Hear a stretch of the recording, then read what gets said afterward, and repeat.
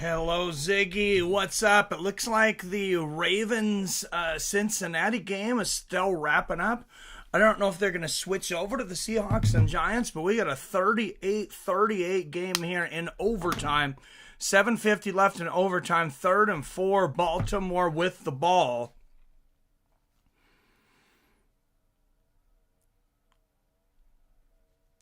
It's like a crazy, exciting game here. I love overtime games. We're going to have to talk about those poker games, Ziggy. I love poker, man. I might have to get in on some of that. There's some local poker games here that I was just telling the wife I need to get into. I just found out one of our restaurants by us has poker games all through the week. $30 buy-in. What's up, Torin? Good to see you. I know this is an MMA stream today, but I think Roundtree did better than what people expected. Absolutely. What a stud, man. Alex didn't just run through Roundtree like people were saying. No, and man, those guys were both studs. So what'd you think about that fight, Torin? I know you weren't real happy about the other fights on the card, and that Pena. What the hell's her name? Pennington fight. Man, that sucked. It was so bad it was entertaining, though. Was a pretty good fight. I actually had, for the first time in a long time, I felt like I had that championship feeling, like that heavyweight boxing championship feeling that's just, Baltimore just threw an interception, I think. Oh, man. But, yeah, I had that feeling that I had when the first time that Tyson Fury and Deontay Wilder fought. And I think that was the first time I'd had that feeling since Tyson and Lewis. I mean, obviously, I enjoy a lot of fights, but there's something about a big-time fight that just the aura that, Conor and Khabib had that too. I guess there has been a few of them, but it had that feeling to me of like the old timers talk about, like Hagler Hearns type feeling.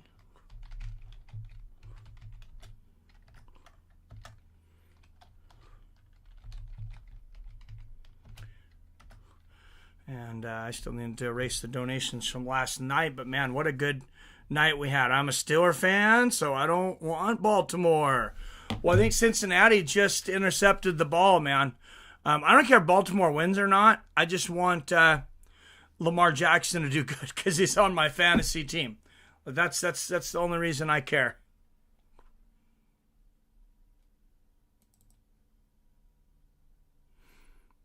But yeah, for you, I hope the Bengals win.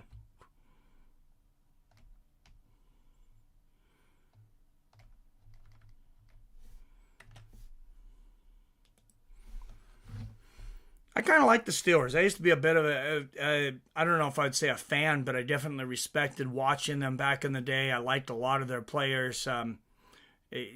Of course, Rod Woodson and Jerome Bettis and a lot of those guys that were back then, they were really fun to watch.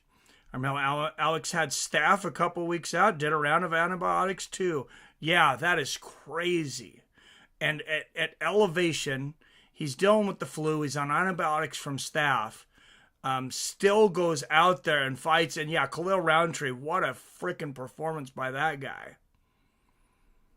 If Roundtree didn't gas out, I think he could have potentially beaten Alex. That was anybody's fight there for a while. That was a very competitive fight. Yeah, no, I totally agree with you, Torn. That was anybody's fight. I would have bet on Alex if I could have gotten just a little better odds, and obviously I would have been pretty nervous watching that. All right, Giants will kick off to the Seahawks. Looks like the Giants won the toss, so here's what they call a kickoff nowadays. It's not much of a kickoff of what it used to be.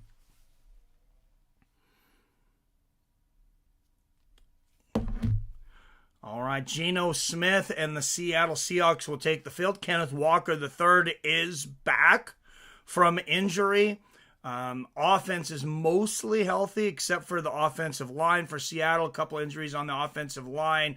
New York's a little tore up. They're out their top receiver, their top running back, and Geno Smith finds a receiver early. That's going to be DK Metcalf for about 9 yards. Oh, no, is that incomplete? I didn't see it fall out. Let's watch the replay here. Yeah, it fell out at the last minute. So incomplete, 2nd and 10 for Geno and the Hawks. But yeah, good to see you guys. Thanks for supporting me for some football. I know we're usually MMA on here, but I love me some football too. Geno Smith back, goes right back to DK, and he gets it this time. Picks up about 13, 14 yards there. 1st and 10 for the Hawks. Seahawks are 7-point favorites in this. Minus 340 favorites, plus 270 on the Giants. If you're looking for dog money, my advice the whole time has been take Seattle in the points. I think they win by more than 7. I wish it was 6.5, but I would venture to think the worst you're going to do is probably a draw. Is a tie there? I don't see Seattle losing or winning this by less than 7.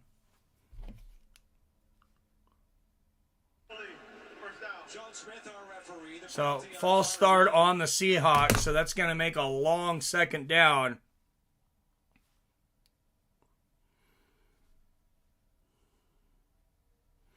Oh, sorry, my chat didn't update. I was wondering, what's up, Robert? Hey, fellas, popping in for a second. Out shopping with Mom before I leave back home to Massachusetts. Nice, thanks for popping in, Robert. Good luck to your Eagles today.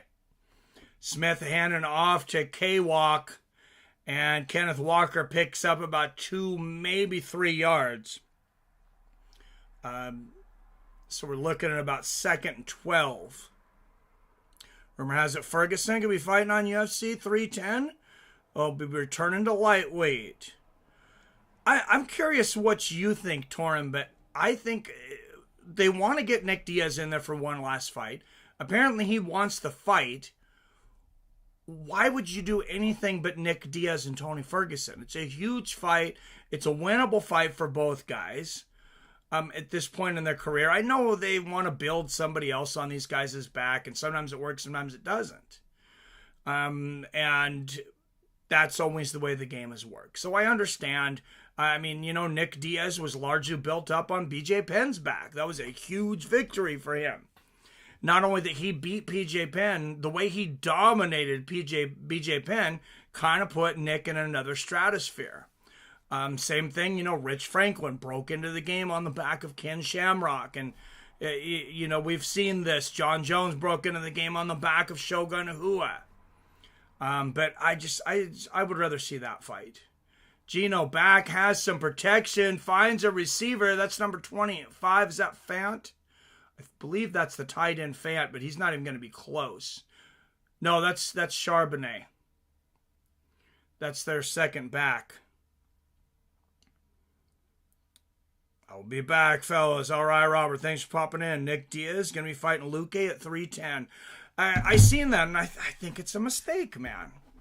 I don't like that fight. I like it for Luque. Luque's had the brain damage scares and, bleeding on the brain or something like that. Probably shouldn't be fighting at all. I'm glad he's going to be fighting an old guy for his sake. And Seattle will have to punt on 4th and 4. That's a booming punt. And Seattle cannot down it. Looked like they were going to have a chance to get it inside the 5, but Bryant jumps for it and actually slaps it into the end zone. So there's some big New York Giants out today. Wide receiver Malik, Nabers, 3 touchdowns, 386 yards on the field. And then also their running back today, Devin Singletary, out of this game. So those are huge losses for the Giants. Seattle playing at home. I like the fact that they're only 7-point dogs. Like I said, the one thing working against Seattle is they had a short week. They just played on, what was it, Thursday? Was it Monday? I guess it's just one more day.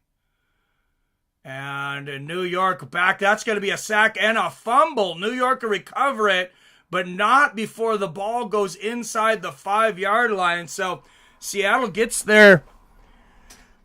They get the ball inside of the 5-yard line anyways. They couldn't do it on the kickoff return, but Daniel Jones just trips over his own feet, and as he's going down, there's a Seahawk that has the wherewithal to knock that ball out. Let's see who it was. Wow. Huge play there. 2nd and 25 for the Giants on their own 5-yard line. This is a nightmare situation for Daniel Jones, who's going to have to run it himself up the middle. Nobody was open, and I guess it's the only thing that was open was for him to run it. A good run. He gets it to about the 12-yard line. He's just looking, I think, to get his punter a little bit of space so he's not kicking out of the end zone at this point. You are a football guy though, right, Torn? You got a team. I can't remember it, but I thought you had a favorite football team. 3rd and 17 here for the Giants. And the snap, Daniel Jones back, has some protection, finds a receiver, number 20 on the outside, to the 20, to the 25. He's going to be maybe a yard short of the first down. He might have got it. And yes, they're going to say he did. A 17-yard run for number 20, Gray.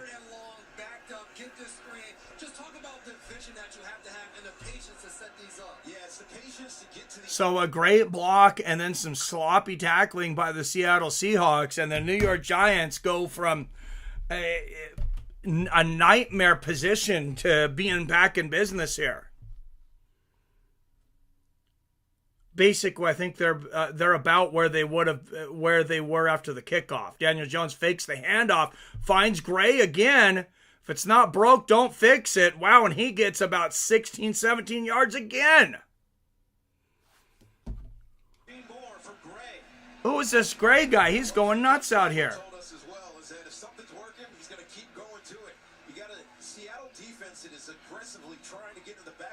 And that has been a hole in a lot of these Seattle defensive teams. They've been susceptible to that screen play to the running back. 2 receptions, 37 yards so far for Gray. That was actually a 20-yard completion. Jones back under pressure, finds number 84, Johnson, and that's going to be another first down. So I got to go to DraftKings and see what they're saying about the odds here. New York with the ball on a bit of a drive. Probably get a little easier, a little better odds on the Seahawks right now. It was a tough money line coming in. Oh, Torrin, no, I don't watch football. I need to do some more basketball for you. I know you like basketball, and I do too. There's just, there's so many sports and so little time. Oh, and there's another run. Number 29 picks up about 5, and all of a sudden, Seahawks only minus 195 favorites at the moment, and 3.5-point favorites. Man, it just went to minus 188. I might throw a bet on the Seahawks right now.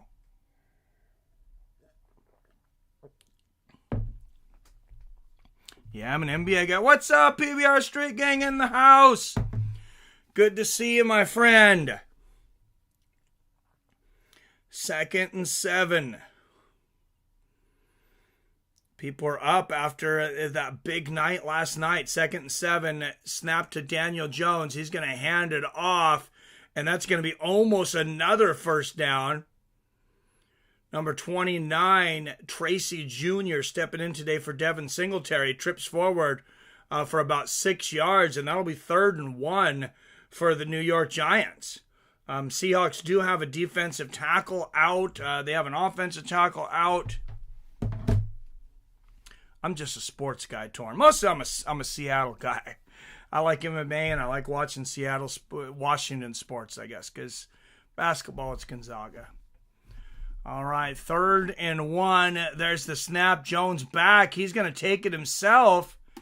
And it looks like the Seahawks stopped him short. It's going to be close. For the Giants quarterback, who told us last night that Jason, he doesn't even think about the ACL and the knee injury. He said he's playing free, and already in this first quarter, we've seen. They might have to bring the chains in here. Are they just saying it's a first down? I thought it looked very close.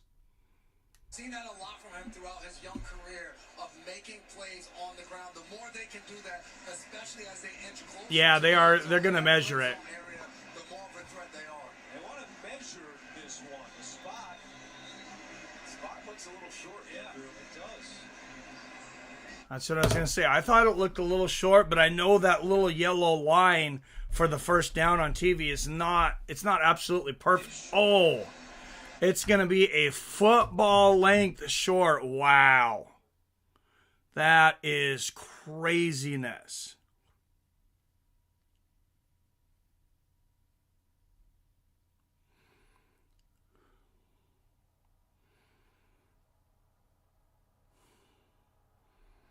That's right. I remember you're a Celtics guy. Congratulations on some good seasons lately. You guys have the most championships ever.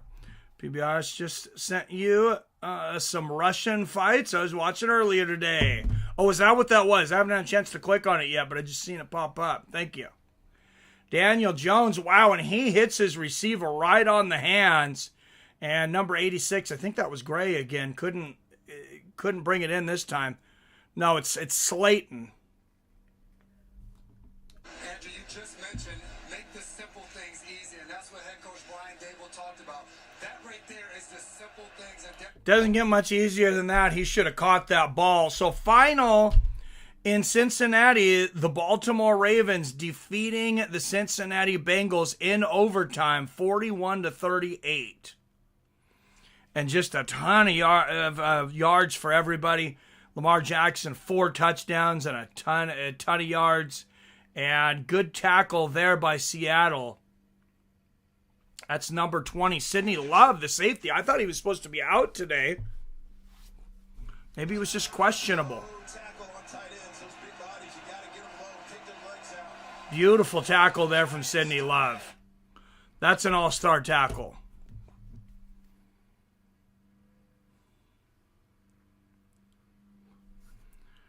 All right, guys, don't forget to hit that like and share button. Hopefully we can get some more football fans on this, some more Seattle fans. 3rd and 7 for the Giants from their own 25-yard line. And, wow, once again, it looks like they're going to get stopped just short of the first down. This is going to be another measurement.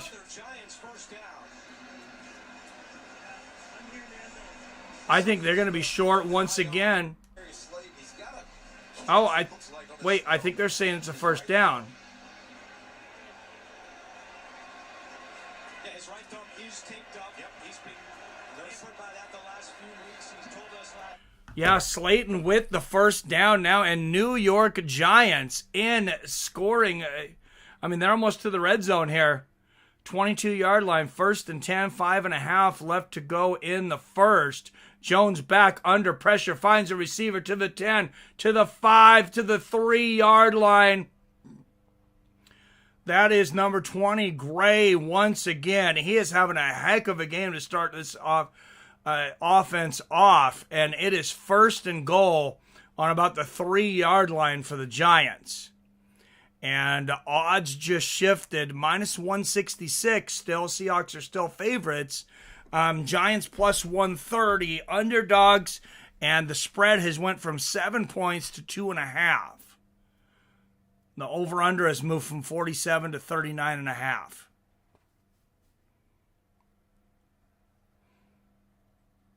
That might be delay of game. He was very late getting that snap out. Did he get it out in time? Well, they're saying it is. And Julian Love there to save the day once again for, looks like maybe a loss of a yard. Going to be 2nd and goal for New York. Any East Coast guys in here? Any Giants guys? No, if you were East Coast, you'd be Eagles fans, right? Just kidding. Maybe just Rob.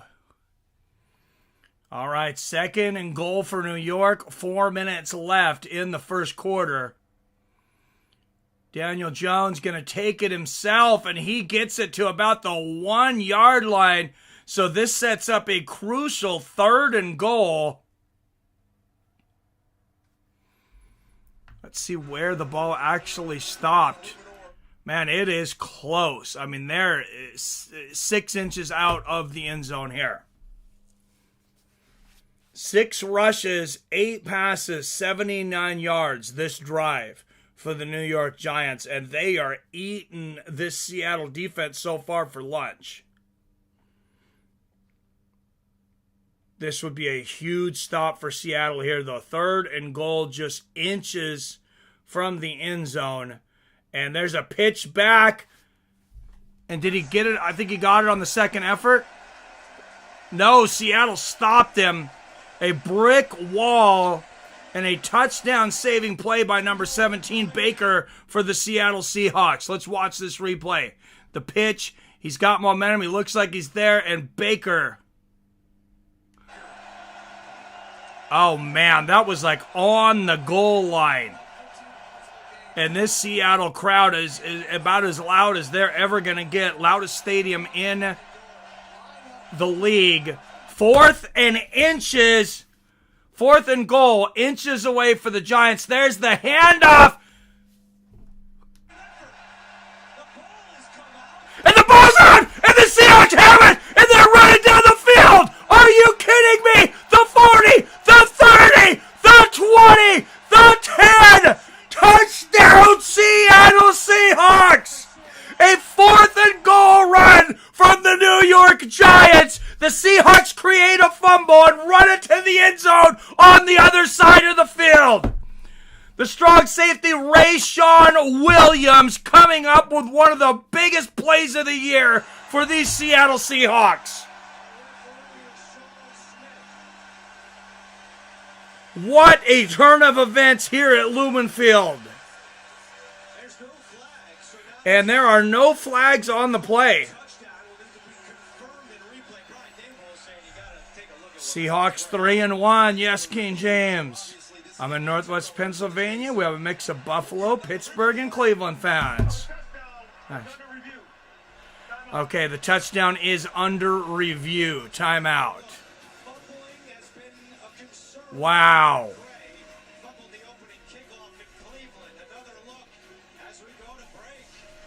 It's hard to see on the replay exactly what happened, but they knocked the ball out from a Giant, and the Seahawks picked it up. I think one possible outcome from this, though, is they could say that the Giants had already broken the plane, and it could be a Giants touchdown. Because, I mean, like I said, you were looking at 4th and inches there.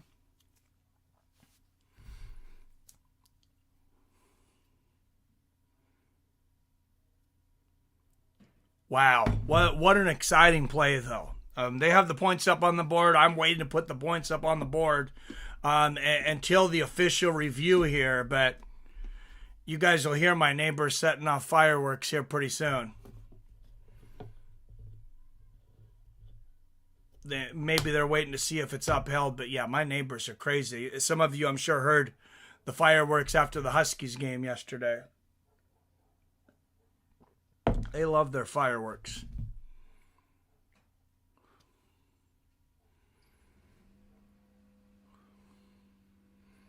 Pennsylvania's a cool place, though. I visited Pennsylvania. I really liked it, Ziggy. Didn't go there for long, but I liked what I seen. For sure. You should send me a link to these poker games. I want to play some online poker games. You probably already qualified for like a professional league or something, though, and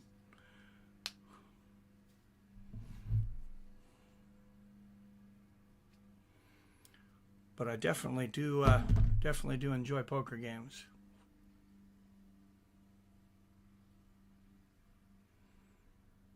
What is this? They're advertising some awards show that nobody cares about anymore. American Music Awards. Okay. King James, Mike, are you well outside Seattle? I'm about 30 miles outside of Seattle.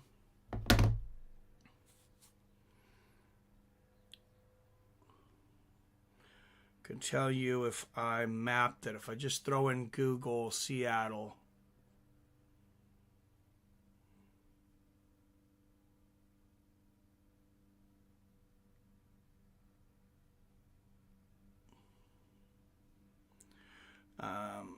Says I'm 29 miles away from the Seattle monorail. So yeah, about 20, I guess about 20 between 25 and 30 miles away from downtown Seattle. Something going on there? And the touchdown is there. The longest in Seattle touchdown history. That's about as far as you can take a ball. 99 yards and 99 yards and about 2 feet and 11 inches. Wow. So they actually fumbled it into the end zone. Seattle picked it up in the end zone. So that's a 100-yard return. That's the most you can get. Something going on there I don't know about, James? Don't always trust the news, and from either side. It's not as dangerous here as some people say it is.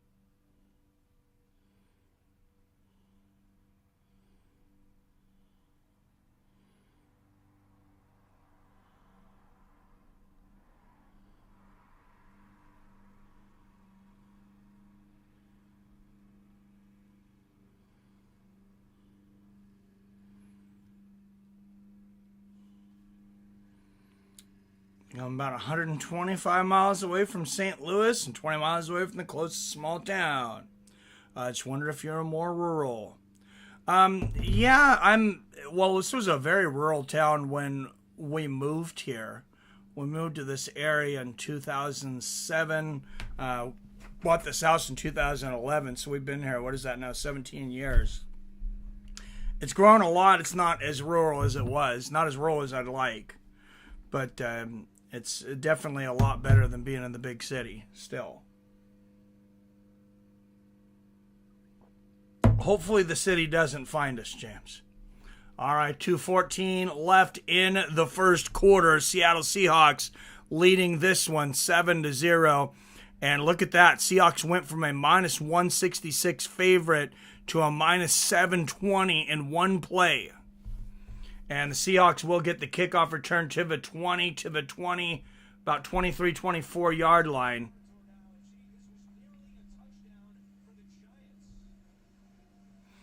And that's got to be just demoralizing a moment ago for the New York Giants. Oh, he was trying to break the plane and actually threw the ball over the plane.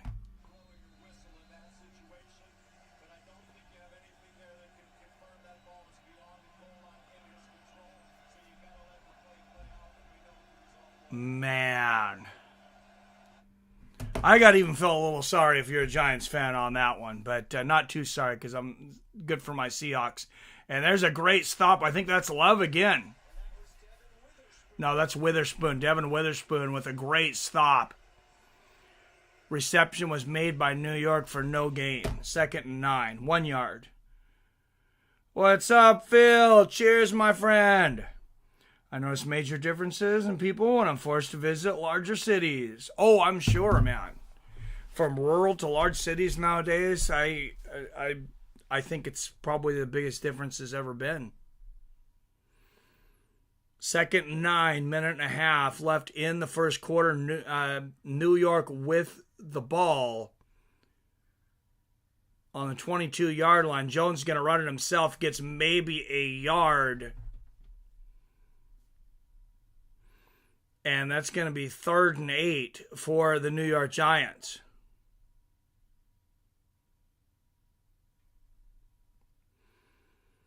As the first quarter winds down,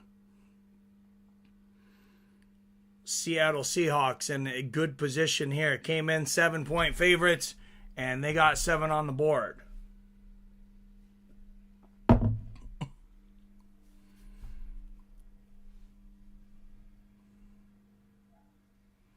And there's the snap to Daniel Jones. Under pressure, finds a receiver, but another beautiful tackle.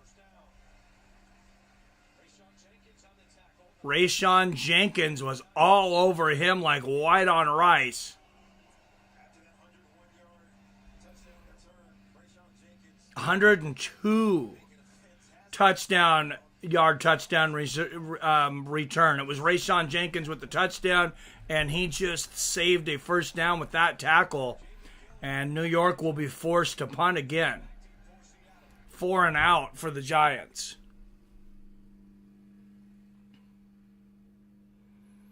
And it looks like this will be the last play of the first quarter. He's going to let it wind down, I think, until about a second left. Yeah, and there it goes. Oh, and not a great punt. A little off balance, but Seattle's going to call for a fair catch at the 22-yard line. So the Hawks will take over with a 7-point lead to start the second quarter.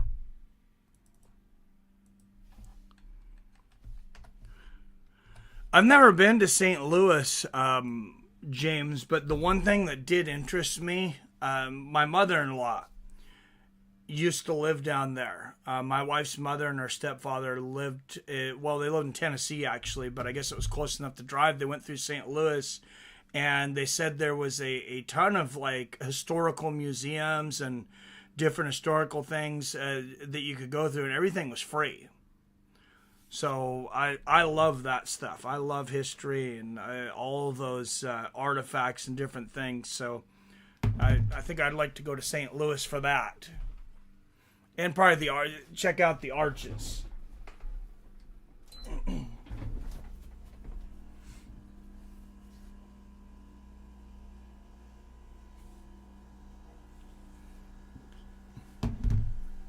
The Ozarks aren't in Missouri, right? Do the Ozarks go through Missouri?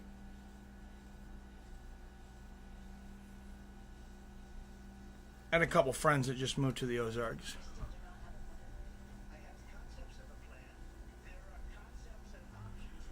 Part of St. Louis is getting rough. I have heard that too, yeah.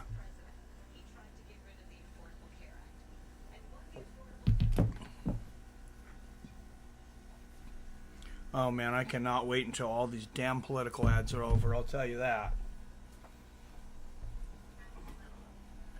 They are driving me bonkers, guys. I'm sure you too. Get this election out of here. And go on with some normal semblance of life.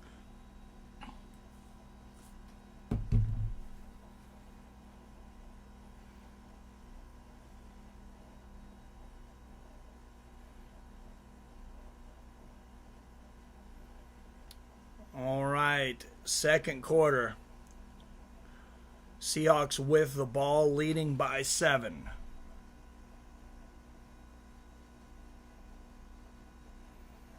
Welcome to those of you joining us from the Baltimore-Cincinnati game. Baltimore just won 41-38 in overtime. Raiders and Broncos are tied at 10. 8:43 left in the second. They're in Las Vegas.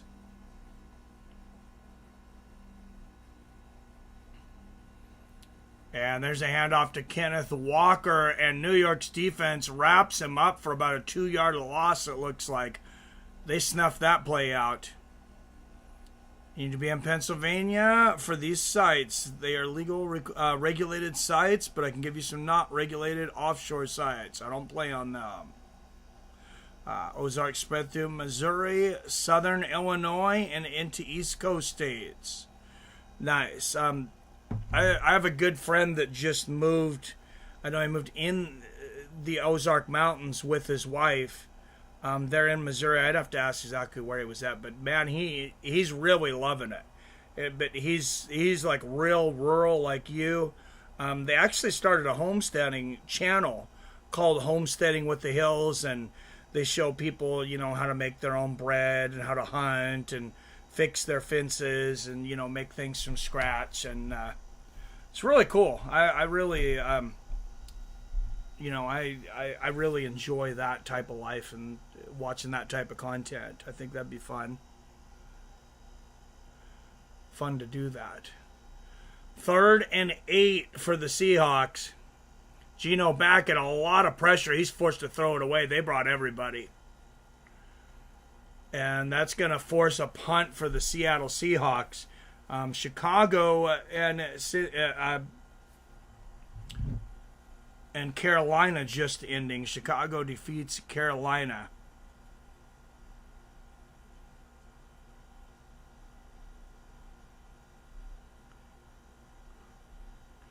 Where is that here? I just seen it pop up on my board on the TV screen.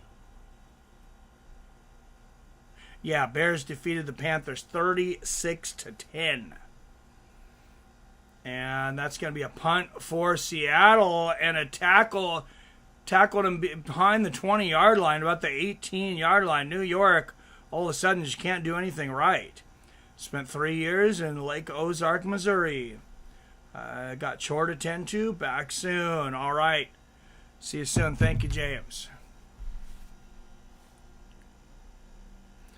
No, if people are interested, I just want to get everybody's interest. I know this is an MMA channel, but I know a lot of you guys have other interests. I would love to have him, maybe his wife, on as guests. I know the conversation it's not MMA. It's, survival, different things like that. Like I said, baking your own bread, hunting,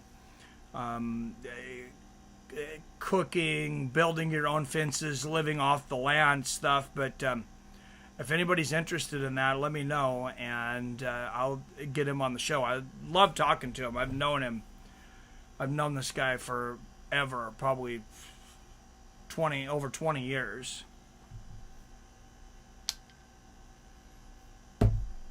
But he was a city guy until COVID, pretty much.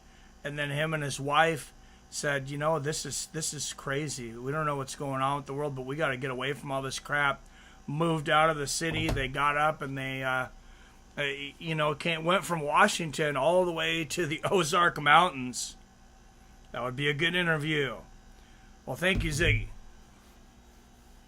That's good. I'll put something up in a phone and see kind of what people say. I mean, I guess who cares if it doesn't get a ton of views? Like, who cares? Let's just do it anyways. But I'd like to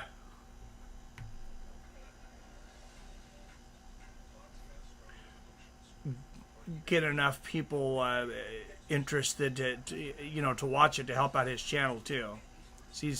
They're real good people.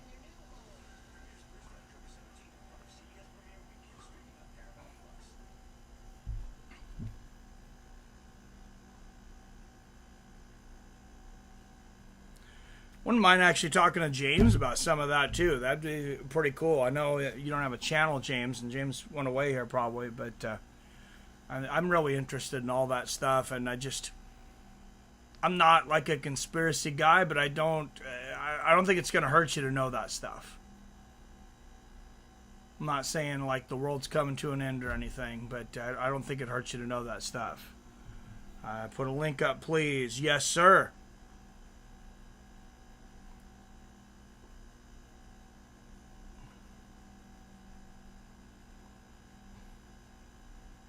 Oh, wow. They just hit their 1,000 subscribers the other day. Looks like they're already up to 1,030. I think they hit it 2 days ago. So just got monetized.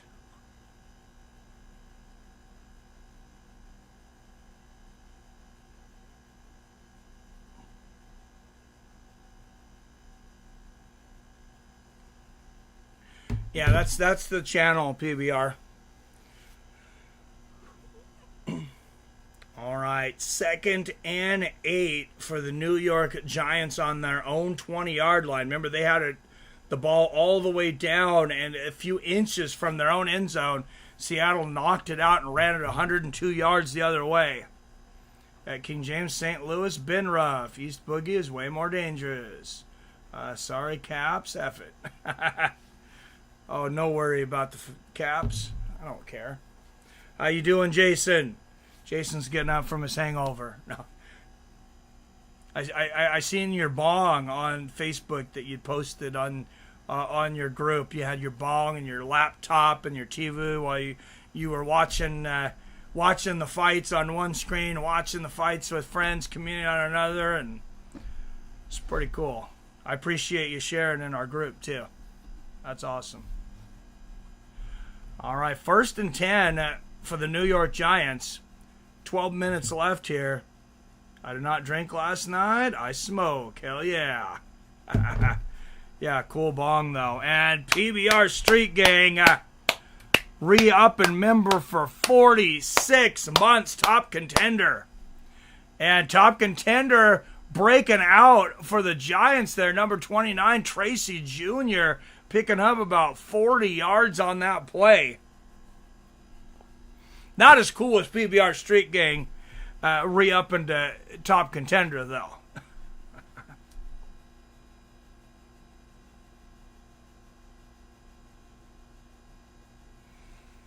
Beautiful play there, and the Giants get to their side of the field.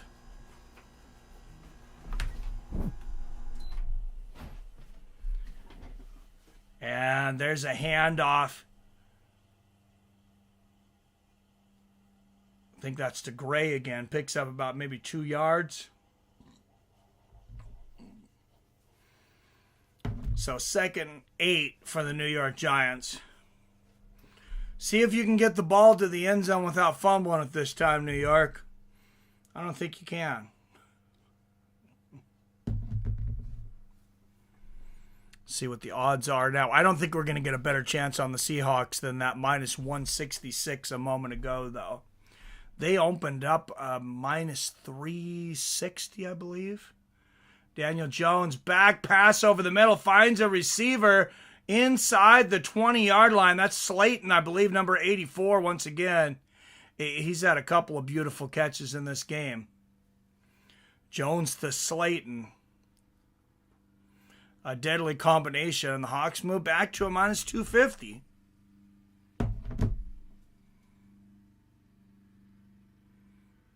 Yeah, I picked up about 20 yards on that play to get inside the 20. So ball control, 150 yards today for the New York Giants. Just 27 yards for the Seattle Seahawks, but of course that turnover being the difference. And Giants fake the handoff. Seattle completely bought it, and Daniel Jones runs it all the way inside the 10-yard line for 1st and goal. Seahawks bought some wolf tickets there, and they bid down hard.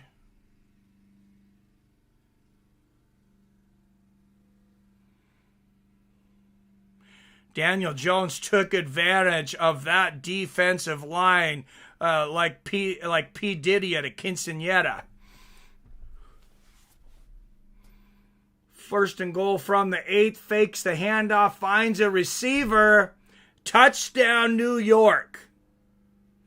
Number 17, Robinson, and just like that, we got a tie ball game.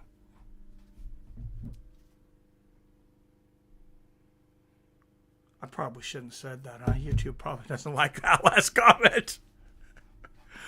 Hey, you guys are the ones that platformed him for 40 freaking years, and ignored all the crap he was doing. Don't get mad at me for making a joke.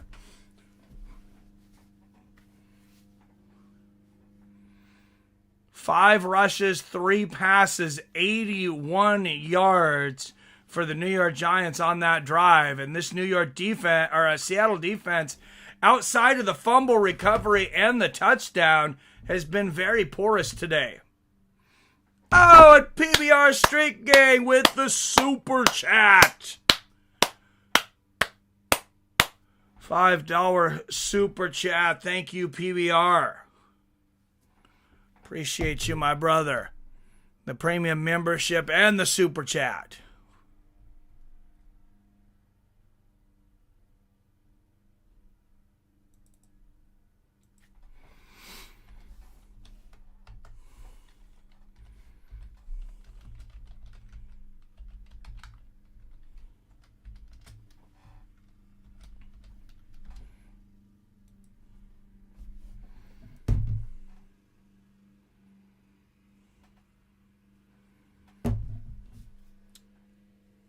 All right, short commercial break. Let's take a trip around the league. Raiders 1st and 10 on the 50, tied with the Broncos 10-10, 5:36 left to go in the first half. Cardinals and Niners also tied up at 10 apiece, 9:27 left in the second. 49ers on the Arizona 15-yard line. Packers leading the Rams 7-0, 10:57 in the second. But Rams are close to tying it up, 2nd and goal. Earlier, the Minnesota Vikings defeated the New York Giants in London, 23-17. The Washington Commanders defeated the Cleveland Browns, 34-13. Miami Dolphins defeating the New England Patriots in a shootout, 15-10. Jaguars defeating the Colts 37-34 to squeaker.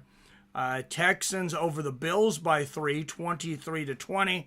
We mentioned just a moment ago the Chicago Bears thumping the North Carolina Panthers. I mean, it's as if getting hit by a hurricane wasn't bad enough. They go to Chicago and get mauled by Bears 36-10.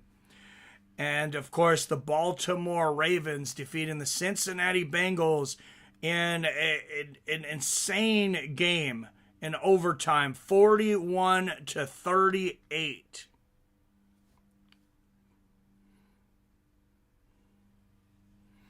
So a wild start to this Sunday in the NFL so far. Off our chat, it says, welcome to live chat. Remember to guard your privacy and abide by our community guidelines. I don't think we really have community guidelines. I just tell you guys no politics usually. That's pretty much it. No politics and no attacking each other. All right, and the Giants with the kickoff. Seahawks to the 20, the 25, to the 30-yard line. A rocket of a run back there for number 1 for the Seahawks.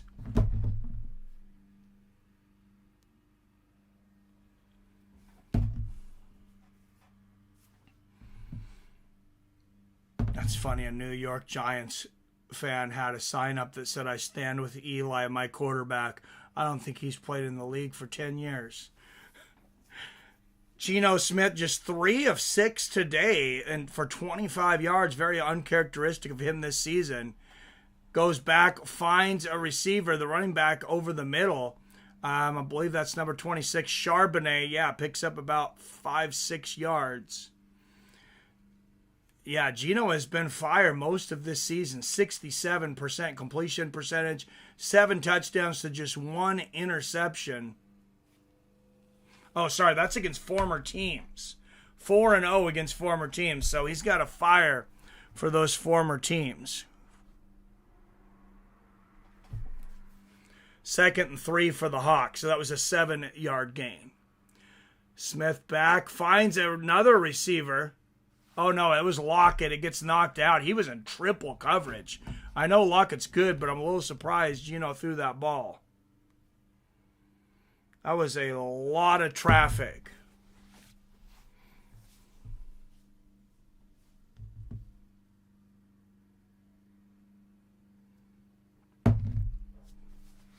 A lot of traffic. I mean, that was the kind of traffic that you see at a P. Diddy NAMBLA convention. And 3rd and 3, and the Seahawks get the reception. It looks like that is a first down.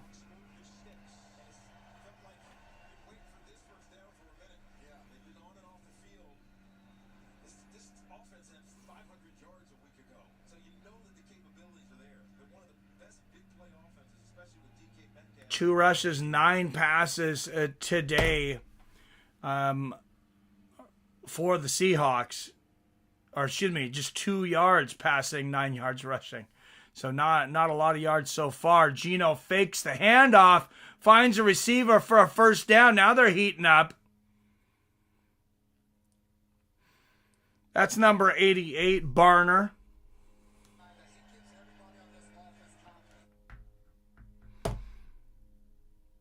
And Seattle putting together a decent drive here. 1st and 10 from midfield.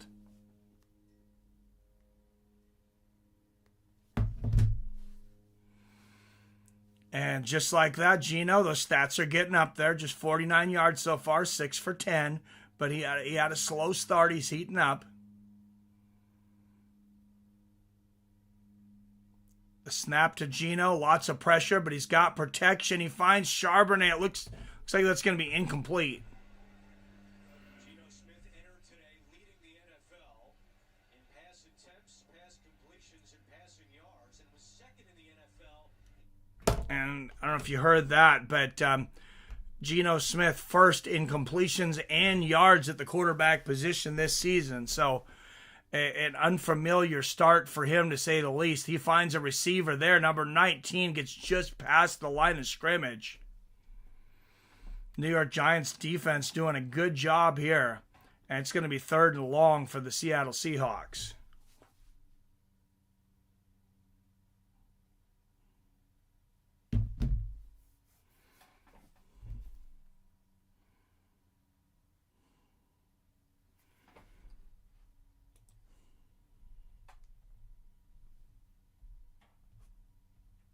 I was making fun of P. Diddy. Come on, guys. I make a Diddy joke, and the chat goes completely silent. Everybody's uncomfortable now. I'm sorry. Smith back, and he's going to be sacked for a huge loss, and that's also going to put him out of field goal range. So Seahawks will be punting from midfield. That's a pretty big failure of this drive.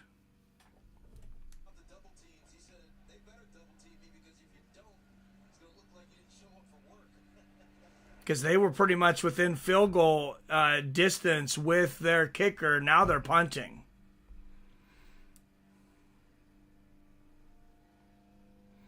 And there's a booming punt from Dixon. Let's see if he's going to get it. Oh, and a little bobble for the Giants, but they still get it to about the 22-yard line. So 1st and 10 for the New York Giants.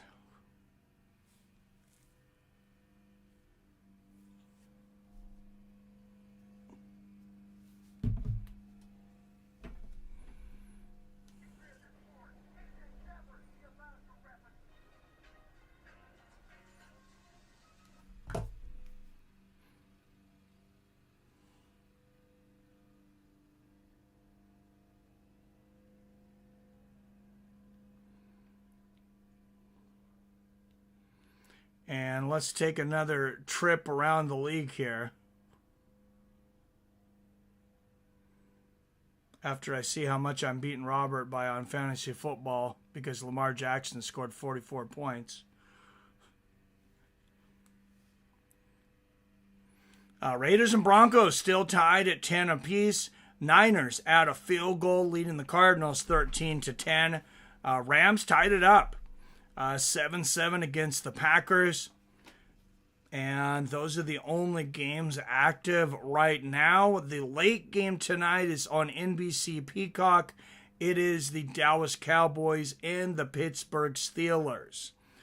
Dallas comes into this a slight underdog, plus 125 odds. Pittsburgh favored by 2.5 points.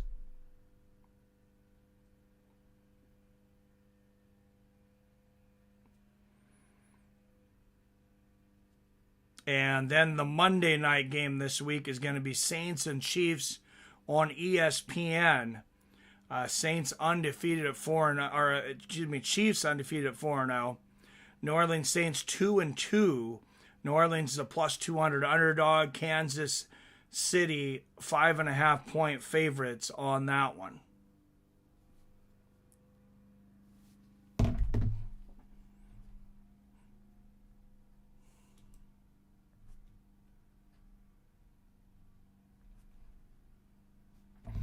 All right, 9 up in the chat. Don't forget to hit that like and share button.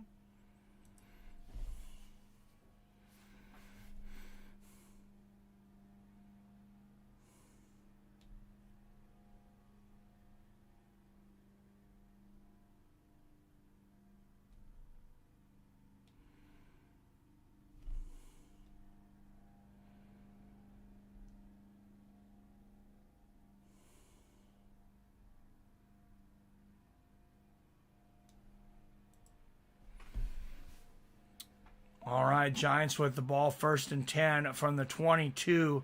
And there's a run. Looks like that's Gray again. Picks up about 3 yards before he's dragged down. A lot of fighting for those 3 yards.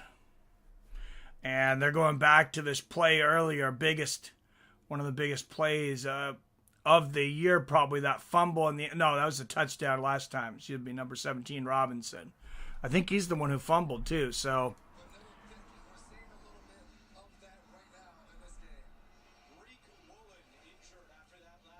Oh, no, and Reek Woolen for the Seahawks down and injured. We do not want to lose him.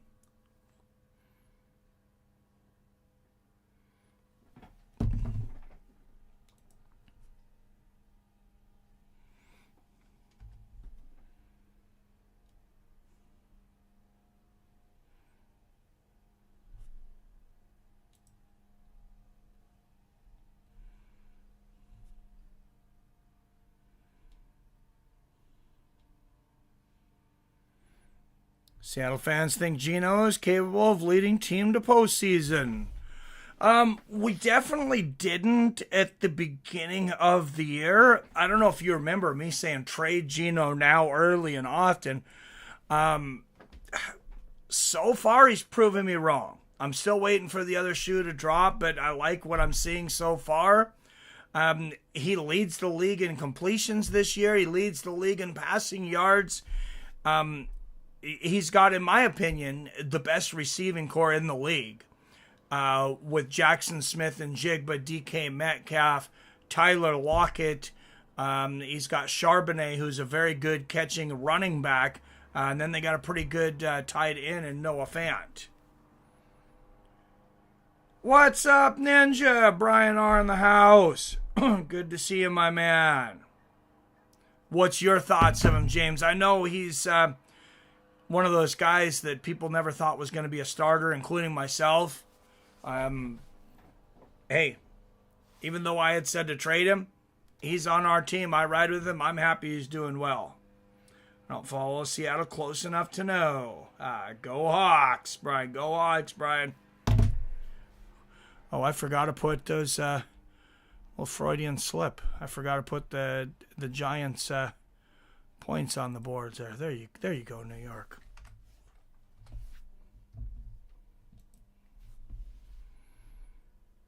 Geno is the man, says Brian. But Brian, were you saying that a month ago?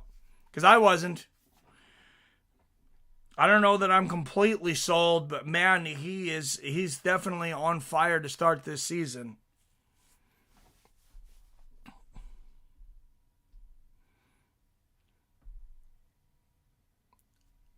Second and 7 here for the Giants, and that's a good sign. Witherspoon is up. I was worried he was down on the play before. He is back on the field. Strong safety for the Seattle Seahawks. Well, for anyone who refuses to quit and able to prove doubters wrong. I was certainly a doubter too. And yeah, me too, man. All right, Daniel Jones back, finds a receiver for the Giant. Number 17 gets it with the 2nd effort. Robinson has just been fire today. And that is not a easy guy to break the tackle of. Rashad Jenkins there with the tackle, and Robinson's able to break free and pick up a few more yards for the first down.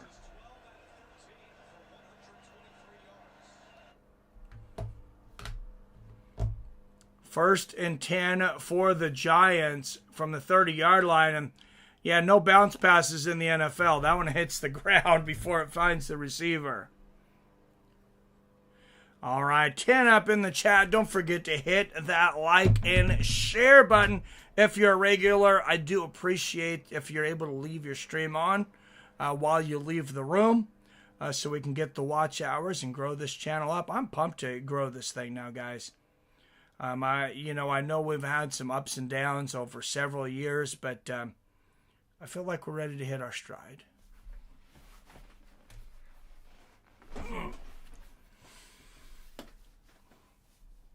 Second and 10, 32-yard line. Daniel Jones finds a receiver. He's going to pick up, that's Robinson again. And again with the second effort, adds about 4 yards. Looked like he was going to get stopped at the line of scrimmage. And that'll be third, looks like about 3rd and 3 or 4.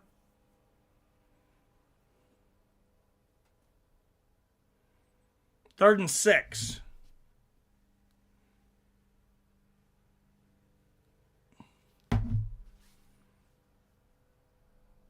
Pass distribution pretty evenly between 4 receivers for the New York Giants, who, of course, are down their top receiver and running back today. Daniel Jones back, has some time, can't find anybody, and that's going to officially be a sack, but there is a flag on the play.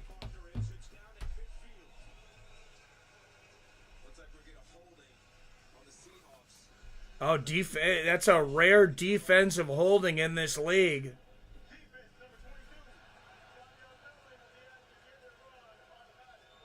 And an automatic first down. Big mistake there for the cornerback, Trey Brown, number 22 for Seattle.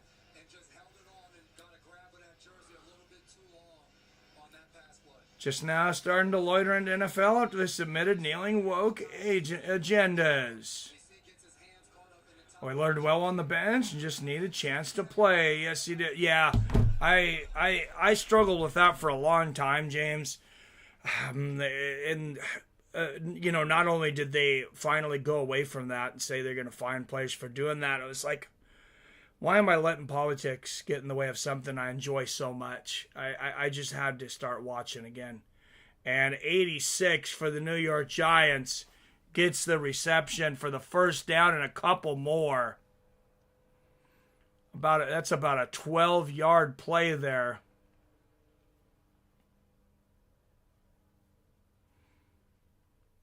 Witherspoon's the one that pushes him out of bounds.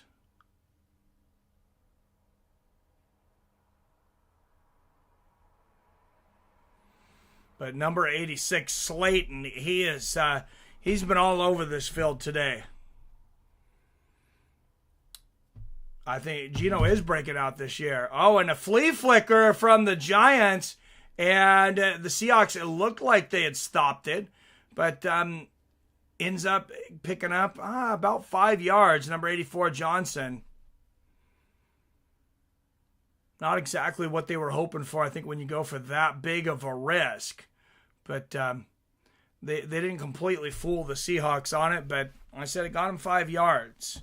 Now you can't do that play for another, 8 games. Subscribe to a bunch of off-grid YouTube channels, and we'll check out your friends if you can mention its name. Yes, it's called the Homesteading Hills. There's the link to it. Yeah, I wouldn't mind talking with you about some of that stuff sometimes too, James, and I'm sure if you ever get the chance, I'm sure some of the community would love to hear from you too. I was just saying if people are interested in it, and even if they're not, I like talking to the guy. I've known him for 20 years. Their names are Kevin and Therese Hill. I want to have him on the channel and interview and just talk about all that kind of stuff. Groovy, Yo, yo, I'm back in chat.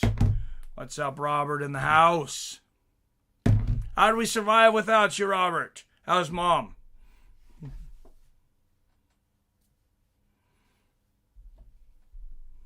home and auto insurance, well, this could be tough to tackle. So get Allstate and be better protected from May. All right, 7-7. You guys know I like to bet. It's time to pay some bills, but you guys know I like to bet, and I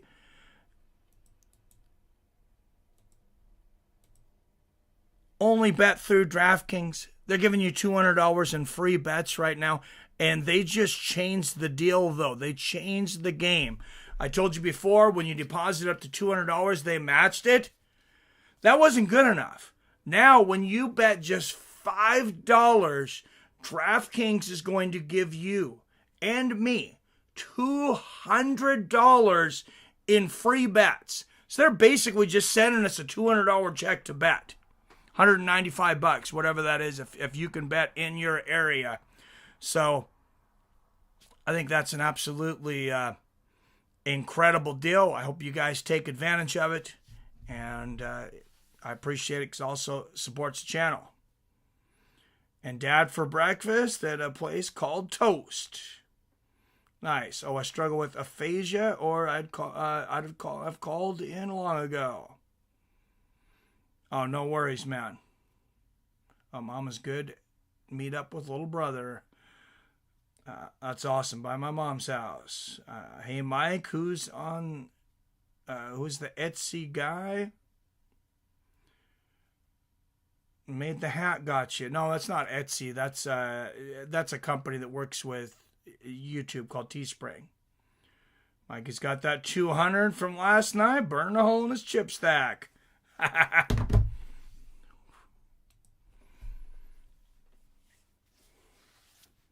Made $272 on Pena. There's a lot of bets that I had wanted to make, but I was disciplined. I'm like, I'm going to try to find what I think's the best bet. I don't know if Pena really won the fight, but I'll take the money. And here come the Giants, number 29. That's another first down on this unusually porous Seattle defense today. I mean, they've had some big plays, but they've given up some big plays.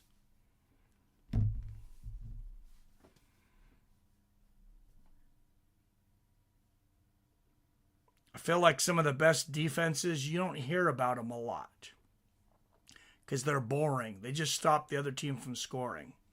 And you see yardage. The New York Giants are 213 yards here in the first half and under 100 for the Hawks. Just 45, actually. Daniel Jones back, throws up a drunk duck, and that's going to go out of bounds. 307 was a bit slow before main event. Yeah, it was up and down. That co-main event just really killed the momentum. That was a horrible fight. And we all knew it was going to be a horrible fight before it even started. As much as I'm happy for Carla Esparza, I hope she has a great life. I love that she brought her child in there. But am I a bad person for saying I'm happy I never have to watch her fight again? Who won the main event? Yeah, Pahea did, but it was a hell of a fight, man. 4th round. They were back and forth until that. And Daniel Jones going to take it himself again. And he gets about 7-8 yards there on the second down run. It's going to be 3rd and 3 for the New York Giants with a minute left in the half.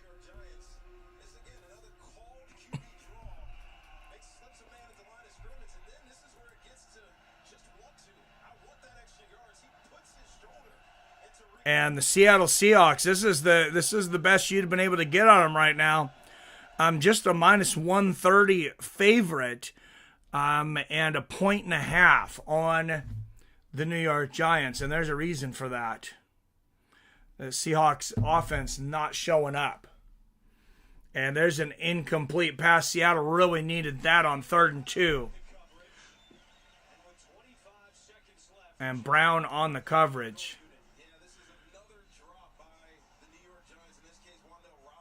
That's just a drop from Robinson. And if number 22 Brown's paying attention, he might have been able to pick up the interception on the bounce there. His momentum looked like it was following with him on the tackle, though. And the field goal for the Giants is good. And they didn't leave Seattle much time to respond. Just 22 seconds left in the half. 85 Bears, best defense of all time. The Bears.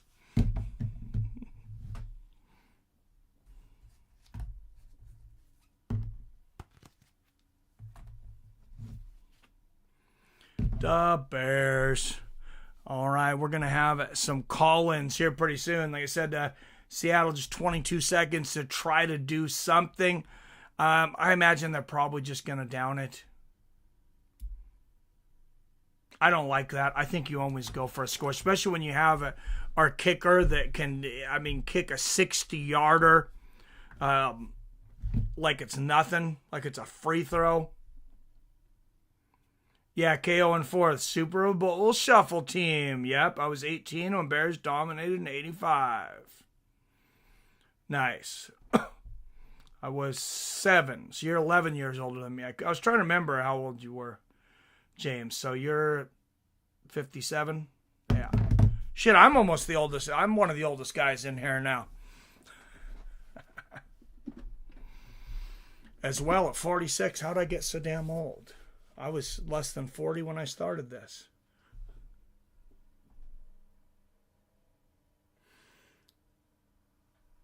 All right, just 22 seconds. Giants will receive the ball for the second half kickoff. And, I'm not real confident in my Seattle Seahawks at the moment. Giants have struggled this season, but they seem to improve every game. And the Seahawks are on a short week after traveling to the East Coast, too, so I wonder if that's playing a factor. Oh, there's a pass and a catch to number 9. That's Kenneth Walker. Kenneth Walker the third picks up a big play, and the Seahawks are in business. 14 seconds left. They have 3 timeouts. 10-yard reception, and they're pretty much within field goal range. Yes, commentated the whole event yesterday, Brian. Brian, are you going to call in? Was hoping you could clarify your stance on Chris Pratt in Afghanistan. Oh, my God. What? All right, Geno Smith back under pressure, has time, throws a bullet down the field, and they need to call a timeout with 7 seconds left. That gets him to the 25-yard line, but there is a flag on the play. The reception from Tyler Lockett.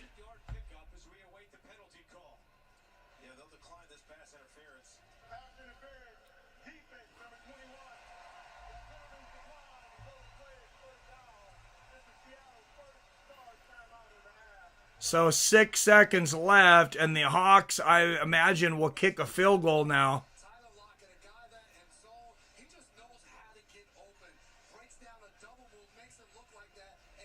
Wow, what a play from Tyler Lockett.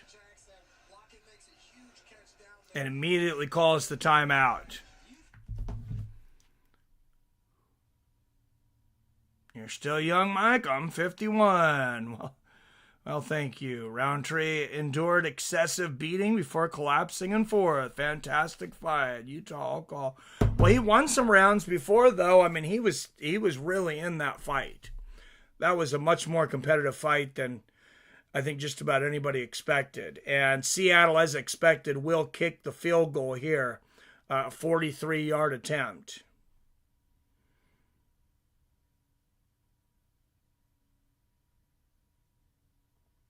And it is up and good. So I forgot to put the Giants field goal on the board. We'll put them both up there. We go into the half tied at 10 apiece. I mean, actually, there's 2 seconds left on the clock, so New York can take a kickoff and a knee here.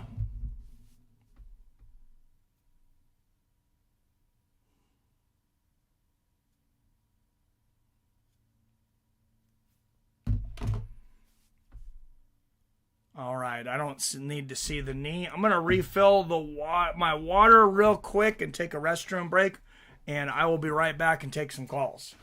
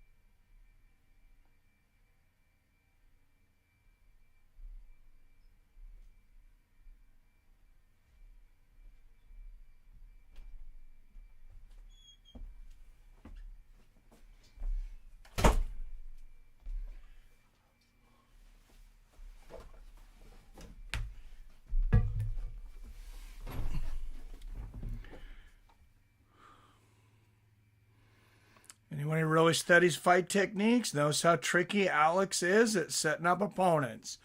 That guy's a genius.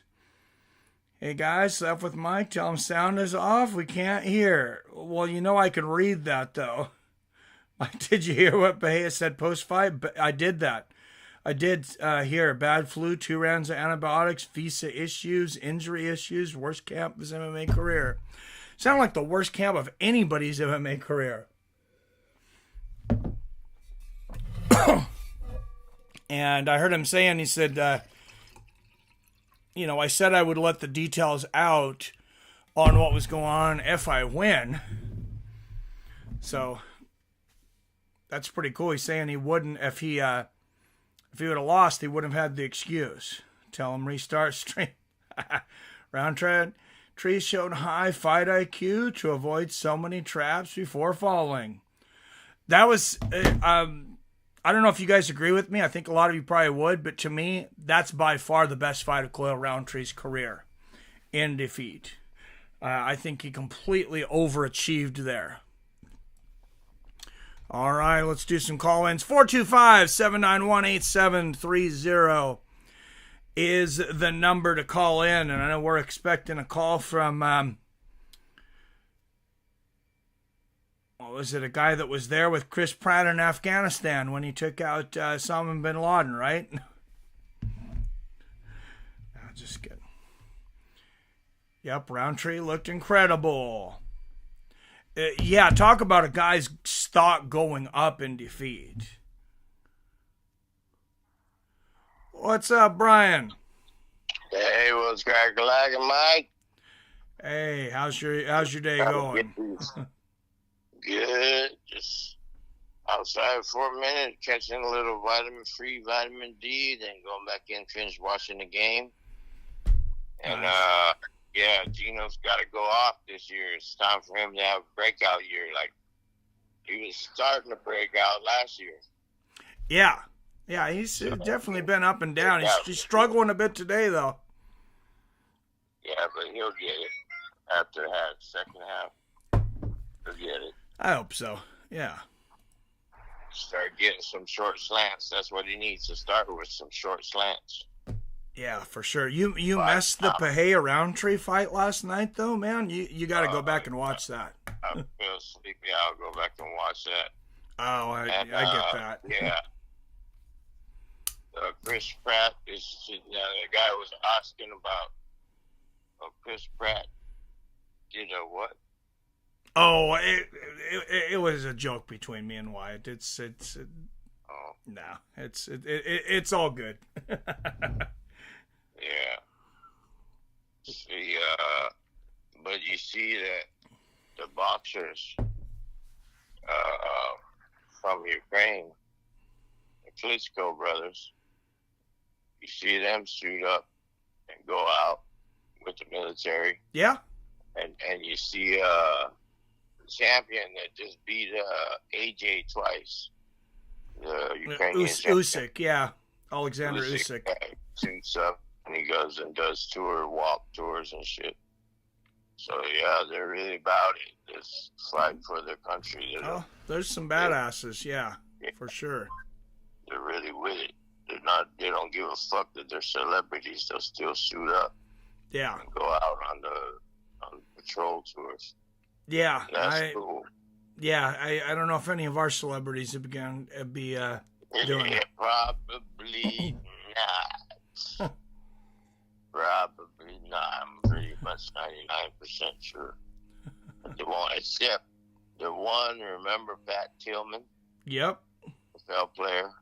Yep. That left and suited up and went. Yeah, that's true. We did have the one, yeah. Never came back. Yep. He went to Iraq and never came back. And it's fucked up that happened. Friendly fire, yep. Yeah. He's a hero for sure. Oh, absolutely, yeah. Chris Pratt and Kyle,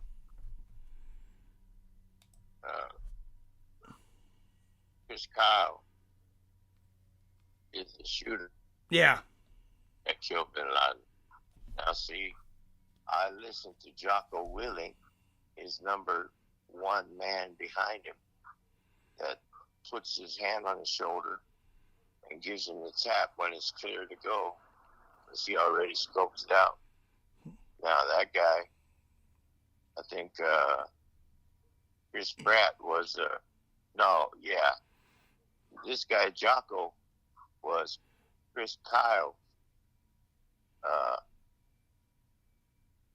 number two right behind him, and he'd have his hand on his shoulder, and he'd scan the area first, and then he would tap him on the shoulder if he's good to go. But, so he was number two in that lineup that killed Bin Laden. Yeah. Huh. Kyle was the sniper. Oh, the Kyle, okay. Yeah. Yeah. But I listen to Jocko Willing all the time, and then they say the rest of the crew is dead, somehow mysteriously murdered.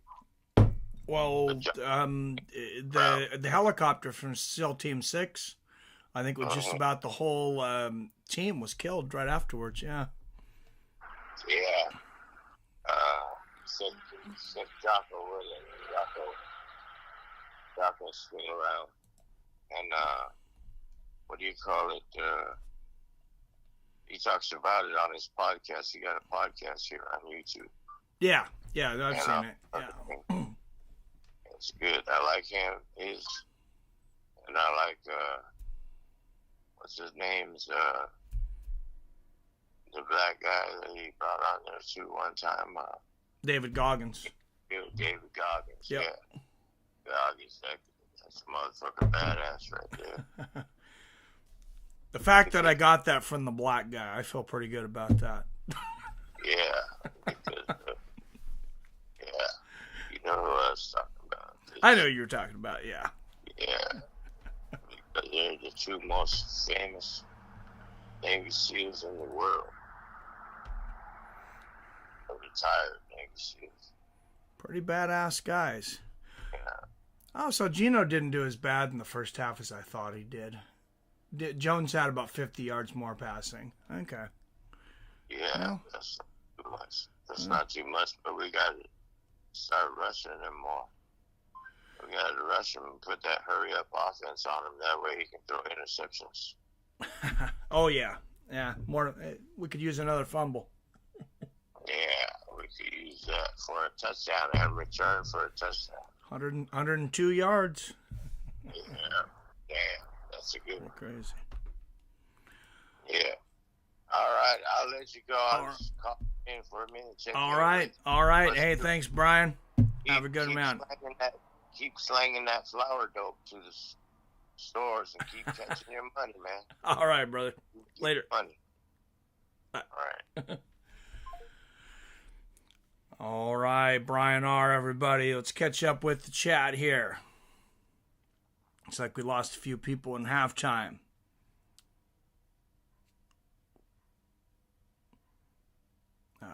Roundtree's especially fast and heavy hitter. Oh, I was most impressed with Roundtree's speed. Man, it's fast AF. Definitely is, Wyatt. Oh, and King James said me and Rob were telling everyone Roundtree's Muay Thai would be competitive. Yeah, because he had went back to Thailand. And rededicated himself to Muay Thai. Roundtree is exceptionally fast and a heavy hitter. Yep, he moved to Thailand. Tiger Muay Thai has trained the best fighters the past 4 or 5 years. What's up, Rob? You're still defenseless in fantasy, so you know. Oh, dude, I was trying to tell you last night. Yeah, Robert, I think you should still be able to pick up a defense, hopefully. It's going to have to be a Sunday night or Monday night team. Plus, I think he just started a train in Vegas with Extreme Couture. Oh, nice. That'll definitely help his takedown defense. He didn't need it against Pajeda, of course, but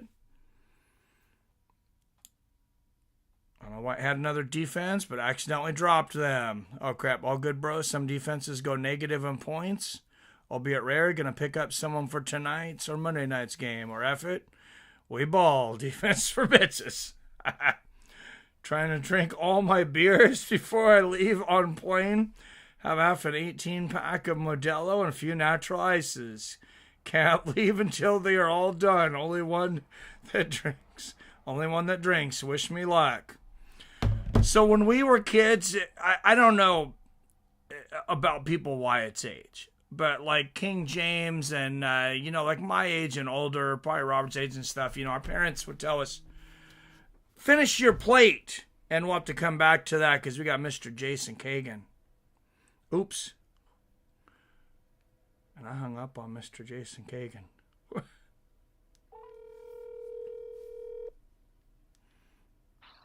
Mikey, What's up, Jason? I know I'm just a simple man, but I got a question for our learned gentleman in the chat and for you. What divisions did DC Daniel Cormier hold the belt in? Light heavyweight and heavyweight? Okay. Do you see any world where a Daniel Cormier doesn't beat a Khalil Roundtree or Alex Pajeda? I think he beats... I'm talking about during his fighting years. I think he beats Roundtree pretty easily. Yeah, I have a hard time seeing Pajeda beating him, too. I think that's a bad stylistic matchup for him. Do you see a 33-year-old light heavyweight Chael Sonnen losing to a Alex Pajeda? Oh, yeah, I think he knocks out Chael Sonnen. I think that's a bad matchup for him. Really? I know the decree has been made. We don't want to see a lot of wrestlers, but I mean, fucking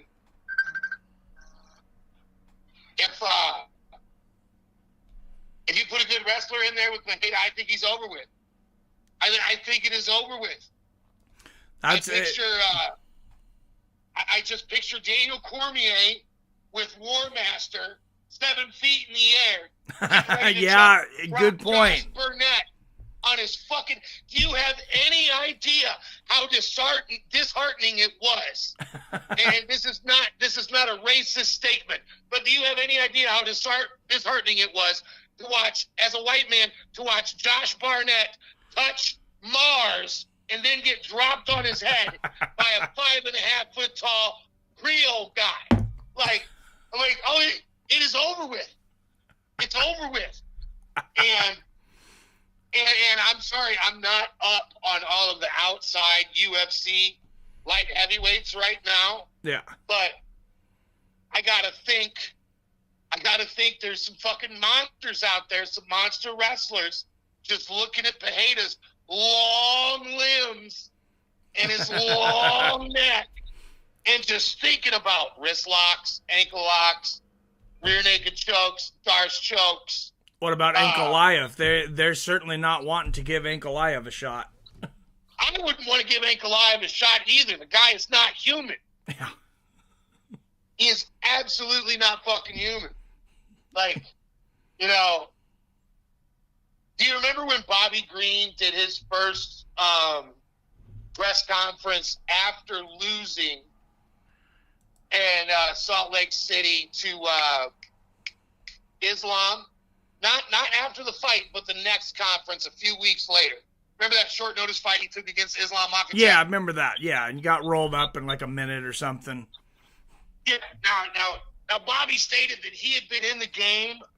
He'd been in the game since the early 2000s. That he had moved around with, fought, sparred with, and trained with the best there ever is and the best there's ever going to be.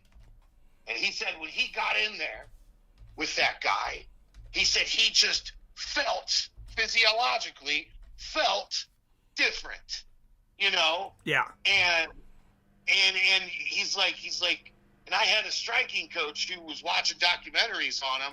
I wasn't watching any fight prep on him. I had I don't know how many days Bobby Green had to fight Makhachev. What was it, 11? Something like that, days? yeah. And he said my striking coach was telling me all this shit. And he said after the fight, he had time to watch some of those documentaries. And he said he remembers watching an interview Makhachev did when he was either in like the wrestling, the world's tournaments or whatever, or Yeah. Olympics. And he was talking about how he's been in a wrestling camp, village or whatever, for boys, you know, like Hitler Youth, but wrestling shit, you know? Jesus, And, yeah. well, I mean, you get it. It's real militant. The wrestling Yeah. community Oh, yeah, is yeah. very militant. And he said he remembered them talking about vitamins. Yeah. Air quotes, vitamins. They've been giving him vitamins since he was 5 years old.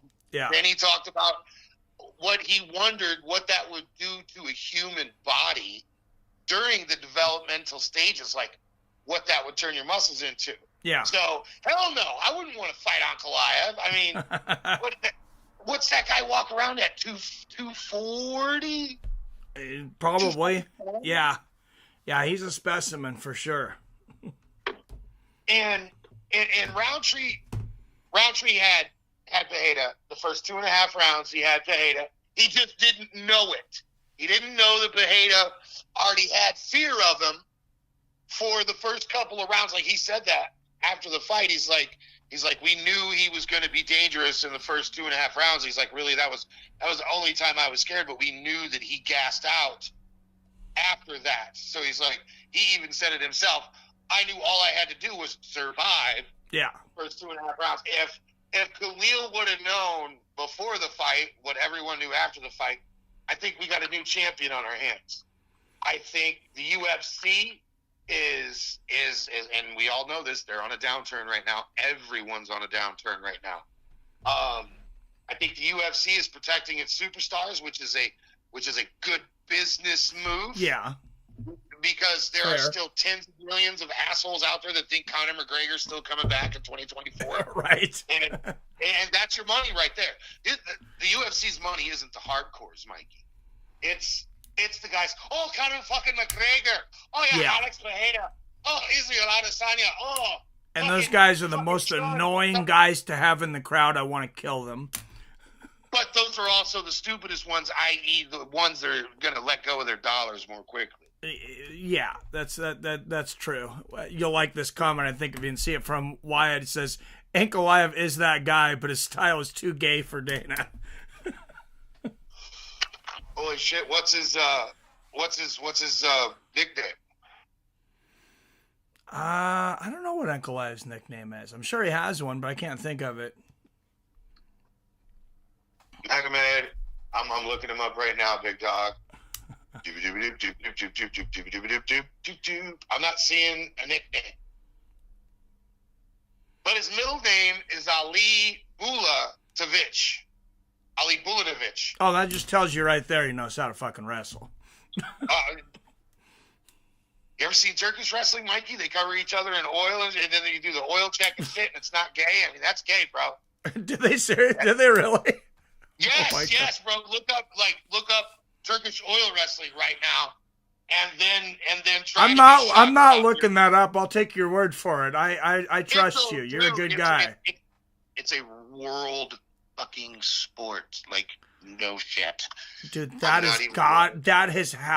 has to be like 90% of their fans. They're watching that naked in a sauna in a room with other men, and you can just use your imagination on the rest. That's well, what's crazy is it's mostly either in Coptic, Christian, Muslim, or African nations. Yeah. Okay. So they're not really known for their tolerance of the rainbow people. This is true. Which means if you get a hard on, are you disqualified? I wonder, or is there like levels? Are you able to get a little bit of a chubby? But knowing what we know about those nations and the people in them, what this means is some dude who was switch hitting on both sides of the plate hundreds and hundreds and hundreds, maybe even over 1,000 years ago, convinced a bunch of straight guys oiling yourselves up and popping each other's can wasn't fucking gay. That dude was the smartest gay dude in the whole world. Oh my gosh. Oh, that's incredible. That one just came up. That was just. The Albert Einstein of homosexuals. The Heisenberg of assholes. Oh gosh. Oh, that's nice. You built one nuclear bomb. The dean of Vaseline right there.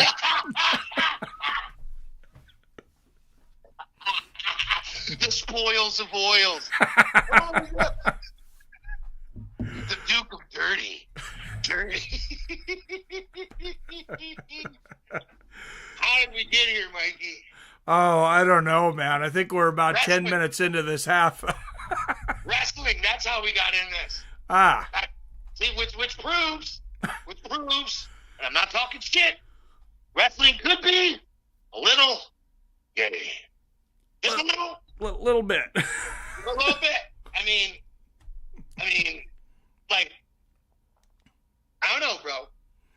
I don't know. I don't disrespect it, and I'll almost never bet against a wrestler. Yeah. Ever bet against a wrestler. Unless that wrestler's Conor McGregor. But anyways,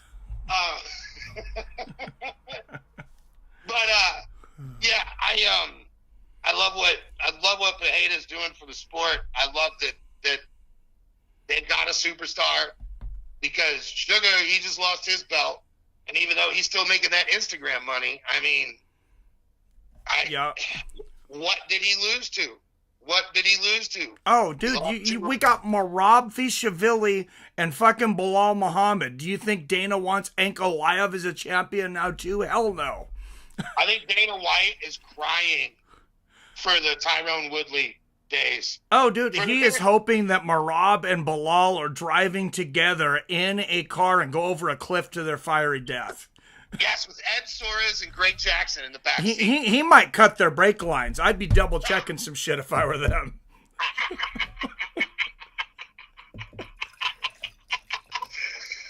I I subscribe to Joe Rogan's train of thought on that. With when refs call people up and whatnot, well, it's fighting. Get me off of you. Get me off of you.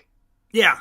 You know, Oh, and I get that. I get that from the fight, from the fight perspective, but from the business perspective, like you said, I want to see Alex Bejeda knock people out.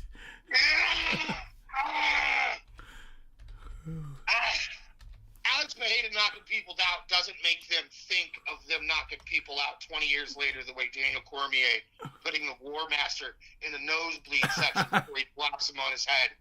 You know what I'm saying? That's not ingrained in your... That was legendary. That's a fight that will not be forgotten. Alex Bejeda is a 7-foot-tall native with 9-foot-long legs and 7-feet-long arms. He fucking should win.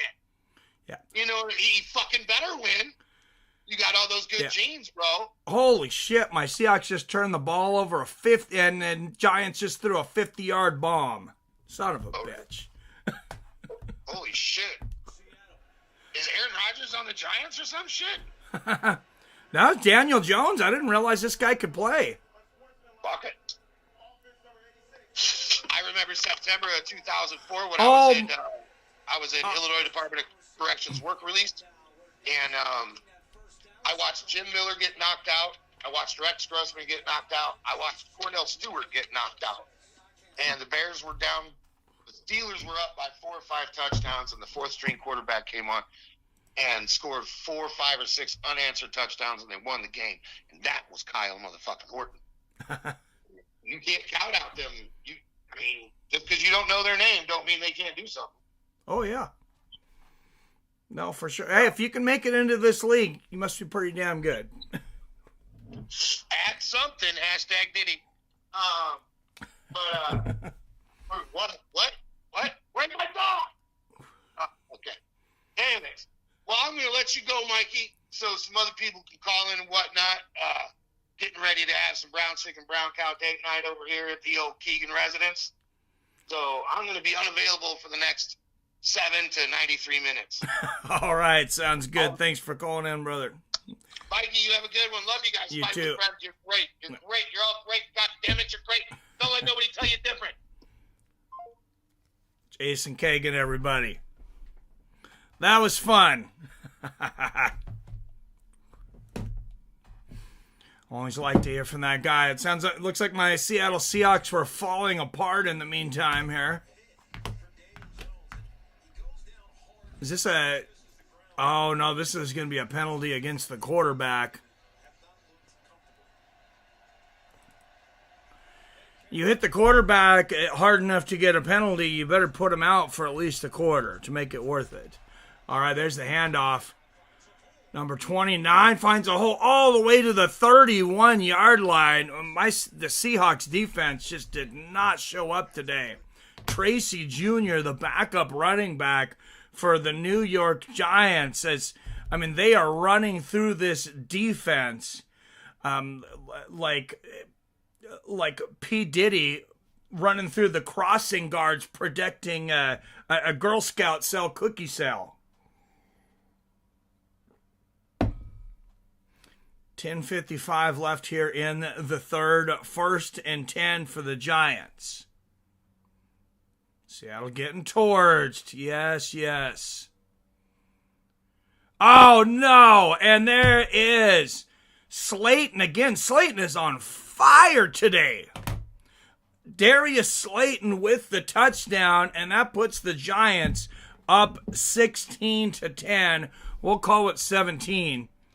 20th career receiving touchdown this season for Darius Slayton. So apparently he's been tearing it up, and I just didn't notice.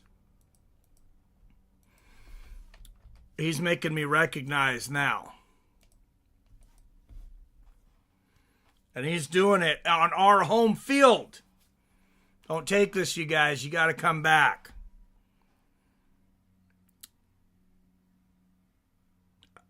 Alex beats Cormier, says Brian. Yeah, I don't think so. But I think he'd have a better chance than Khalil. Wyatt says, that's the moment I became a fan. Josh flying through the air. Pretty much for me, too. That tournament. It might have been that fight too that I became a fan of Cormier, because I remember that Strike Force Grand Prix. Yeah, that was incredible. I don't want UFC to have another hugging champion. I feel like a bit of a casual saying it, James, but I agree with you.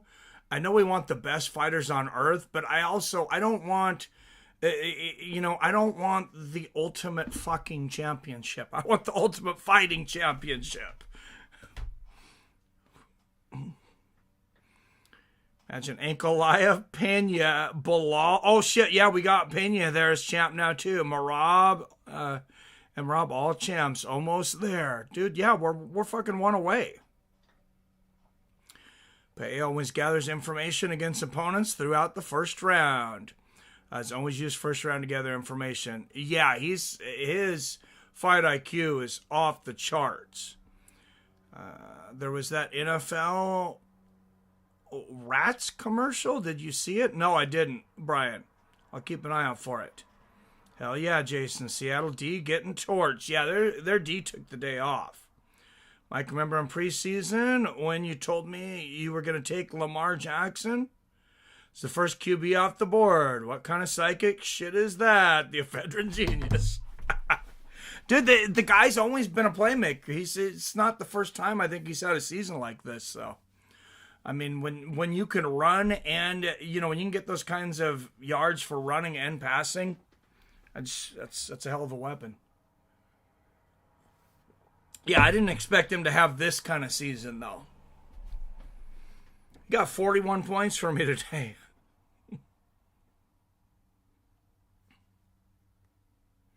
Sorry, Rob, I don't think it matters if you get a defense, though. Although, what is he predicted? He's only predicted to be 25 points off from me. That's not too bad. And things can happen. Those predictions might not stand. Like Metcalf's only got 2 points for me in the so far.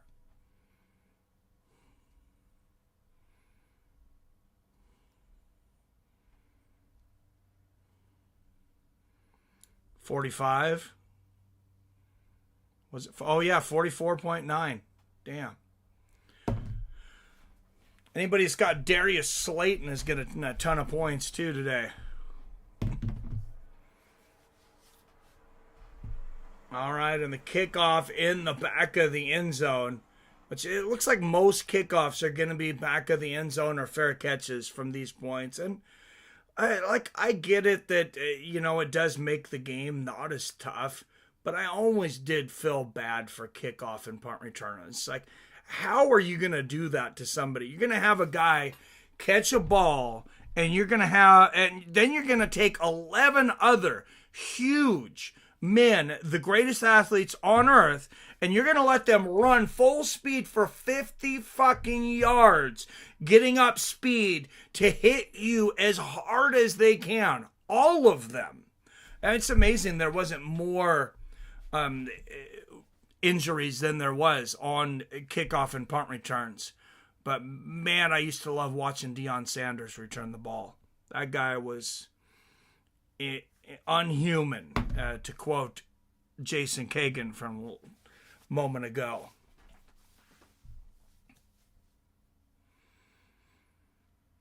All right, 2nd and 3. Second straight game with a fumble for DK Metcalf. Unusual for him. 2nd and 3 for the Hawks, and immediately a flag on the play. Oh, come on, Geno. Delay a game on the offense. That is the most unacceptable penalty out there.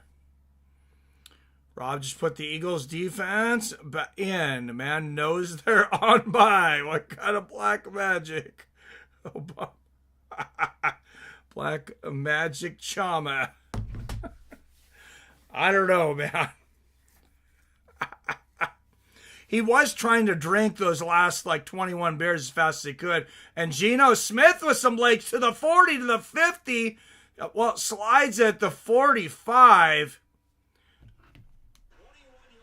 A 21-yard gain for Geno Smith. What a play. It's okay for a quarterback to slide like that. You don't want your quarterback getting hit. If you're a running back, you better smash mouth out of there. But I don't want my quarterback getting hit. Geno back, has time, finds a receiver. Was that 86? That was Brown for looked like about 5 yards. I'm going to say 7. 2nd and 3 for the Hawks. 8:40 left in the third quarter. 2 only slides. Head first, baby.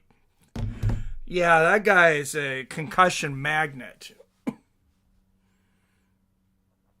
Geno back, and there's another one. Tyler Lockett, and that's going to be pass interference, I think, on the defense, too. They'll decline it, but he grabbed his jersey. Goes high for the ball, gets both feet down. There's a critical moment. You know that Geno Smith has so much faith in Tyler Lockett, want to run the right route. But then Big reception from Tyler Lockett. Who was it that was talking to me last night? Called in and said that Tyler Lockett hasn't really taken off yet this season. They've been keeping him back there. You know, they've been keeping him until a moment like this. And Geno Smith, plenty of time, can't get rid of the ball, and goes down to a sack. He should have thrown that away 3-4 times.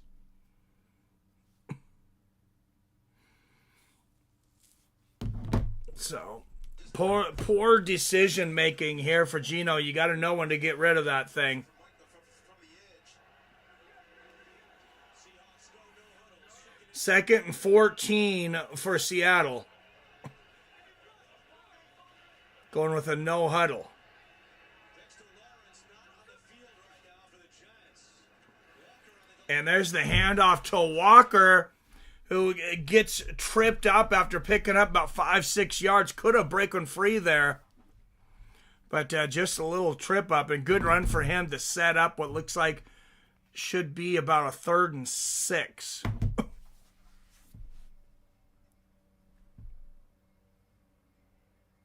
Third and 7.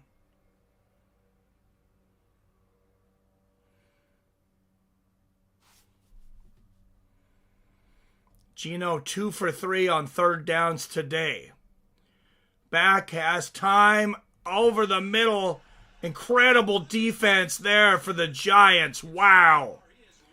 Number 3, Banks just jumped right in front of DK Metcalf and swatted it out of there. Metcalf didn't have a chance at that ball.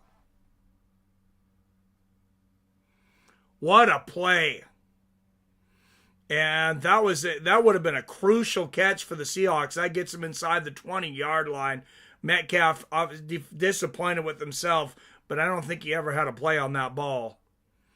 And Seahawks be forced to kick a field goal, and it is good from 48 yards. So just like that, is a 4-point ball game, 17-13 Giants.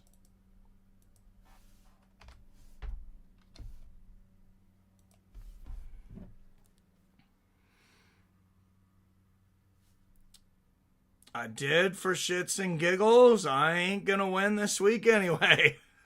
We love it, Rob.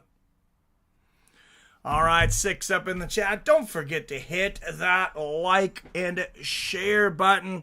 And we got to pay some bills here. And after I'm done paying all my bills, I'm looking, what can I invest in? What stock should I buy? What company's about to crash? What, who's oversold? What's underrated? What's the next crypto that's about to pop? And where do I go? But Robinhood. And you can go to Robinhood now, where you can trade stocks across all the major exchanges and all the major crypto guys. Dogecoin, Shiba Inu, Bitcoin, Ethereum, and many others over there on Robinhood. You don't want to invest? That's fine. Just click the link. They're going to give you a free stock that's valued up to $200. You literally do not have to give them anything. I promise. It's not a trick. You don't have to deposit $1 into your account to get that free stock. Every time you get a free stock, I get a free stock. So I appreciate it too if you guys take advantage of that.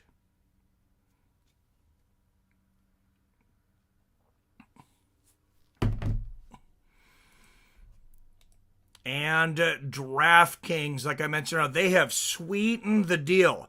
You don't even have to put up the $200 anymore. Here's the deal with DraftKings right now. So all you have to do is deposit and bet $5. After you've deposited and bet $5, doesn't matter if you win or lose, they're going to give you $200 free dollars to gamble. They're going to give me $200 free dollars to gamble. I don't know all the stipulations. I know some of these sites, like when they give you a free amount like that, you have to bet it so many times before you can withdraw it. I don't know if there's a stipulation like that on there, but they're going to give you $200 free dollars to bet. And I know y'all are gambling degenerates. If you're not, you want to be. It's fun.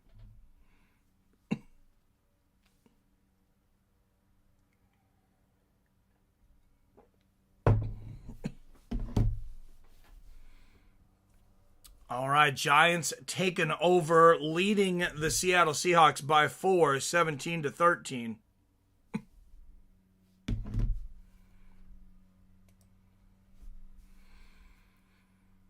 And Giants pick up the kickoff. Stopped about the 27-yard. That's a lot of celebrating from the Seahawks to stopping the guy at the 27-yard line. But some of those special teams guys don't get to play a lot, though, so they get pretty happy when they get to hit somebody. Who doesn't get happy when they get to hit somebody, though, right?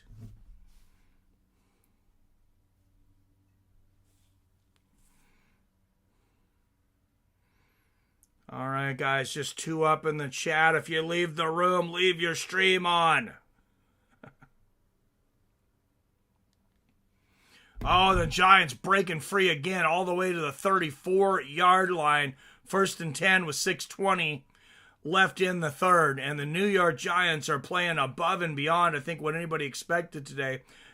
Down their top running back, down their top wide receiver, and doesn't matter. Wow, in San Francisco, a blocked field goal for a touchdown return.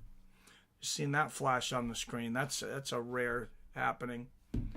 And Jones finds a receiver. Well, that's Slayton again.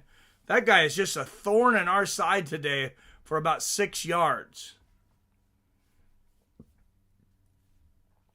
So New York will be looking at about 2nd and 4. Denver leading the Raiders now 20-10. 4-yard reception pass to McLaren. Green Bay leading the Rams 17-13. 8 minutes left in the third. There is a handoff to the backup running back. Number 29, he picks up about 2.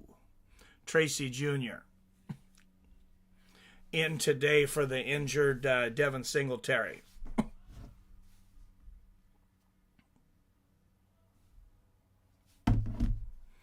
And Seahawk crowd getting up. This is a big 3rd and 2. Here comes the noise. 102 decibels. There's the decibel meter at Lumen Field. And Tracy on the outside. The Hawks are there. He finds a hole and picks up about 10 yards. I thought they were going to stop him. What happened? He just found a seam. Beautiful block. That's what it was. That block on number 21, and then a missed tackle.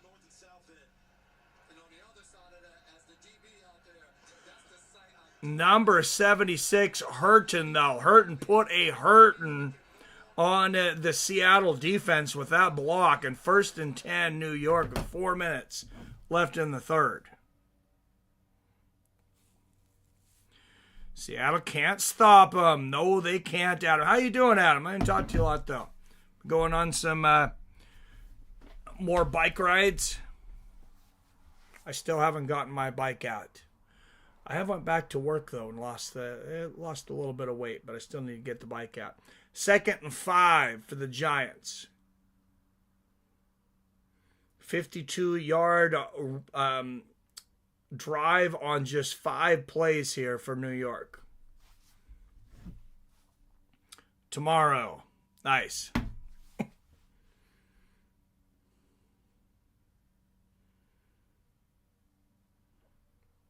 New York on the Seahawks 22-yard line, threatening once again. Daniel Jones back, has plenty of time. Can't find incomplete pass though. Area of the field where the Giants have struggled throughout the year.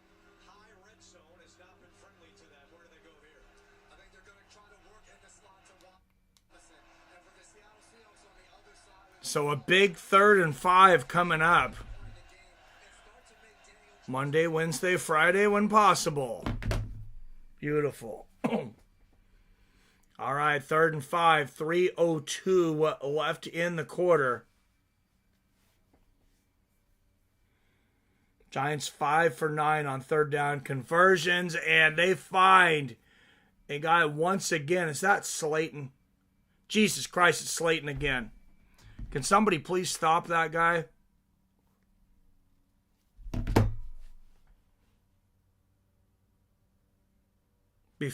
Preferably before he catches the ball.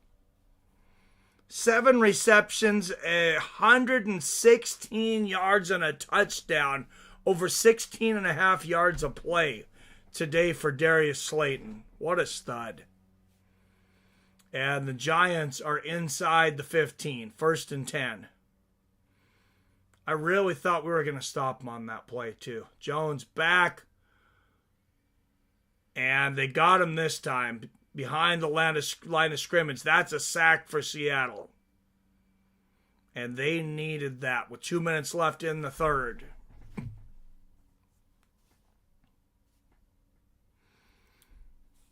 All right, 10 up in the chat watching. Thank you guys for being here on this Sunday, even though it's not UFC, and you were here with me all day yesterday on UFC.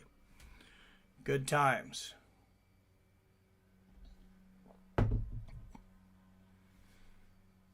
Two trips in the red zone, 1 touchdown for New York. Of course, the 1 fumble for a Seattle touchdown. 2nd and 12, and there is a handoff, and Seattle finally getting some stops here. Stopped at the line of scrimmage, and that's going to make for a long 3rd down.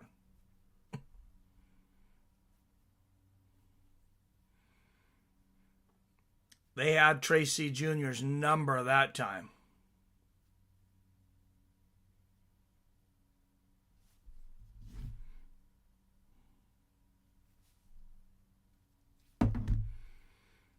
Third and 11, 1 minute left in the 3rd quarter. Huge play for both teams.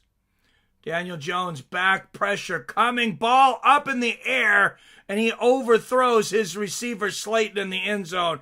4th and 11. Great coverage from number 29, Pritchett. And New York will most likely be forced to kick a field goal here. Field goal would feel like a small victory here. Well, yeah, I think we got the small victory, and puts us down by a touchdown. You know, we were favored by a full touchdown, 7-point favorites.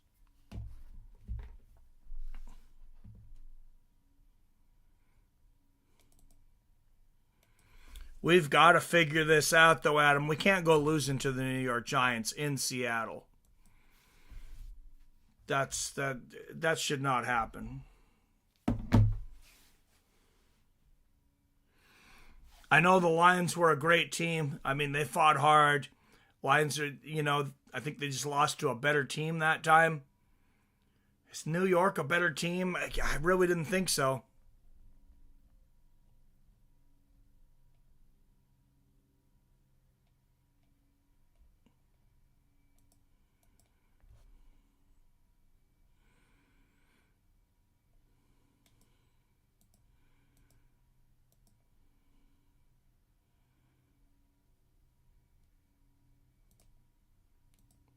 I mean, I didn't think so, but here we are. It is getting dark in Seattle. And that's not the sun going down. It is a defense that can't stop and an offense that's just, I mean, they're okay. Like, they're okay. They're not doing great. Seattle is getting exposed. They've been better than I thought they would be all year. I think it was Wyatt asked me how I thought they would do this year. I said I predicted they would miss the playoffs. They would be 7-9 or 8-8. Rob can definitely still win this week. You're projected to lose by 15. Defense alone could give you 15. A lot of your guys still have a whole half to play. Yeah, you're not out of it, Rob. Get a defense in there, man. If anybody's going to be the first guy to beat me, why not be you? Oh, next Thursday, Niners and Seahawks. Thursday night football. I like it. They had cake schedule till Detroit. Yeah, absolutely. And this really wasn't expected to be a really hard game. Vikings off to a 5-0 start. Wow. Okay, I will try again. There's got to be somebody. There's got to be another team out there that somebody doesn't have. Lamar Jackson, 348 yards passing, 4 TDs today. He's the only thing holding my team together, though, Rob. Everybody else kind of sucked. I don't like the Hawks' chances versus the Niners this year. Vikings are the best team in the league, in my opinion. Yeah, it's a rough matchup for us, for sure. And there is kickoff from the Giants. The Seahawks will field it at about the 15-yard line, get to about the 26.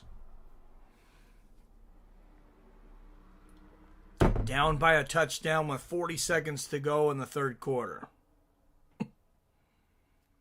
Yeah, Vikings are good. I don't hate Kansas City like a lot of people and stuff. I mean, I really love their coach, Andy Reid. I don't have anything against Mahomes. I just want to see somebody else win.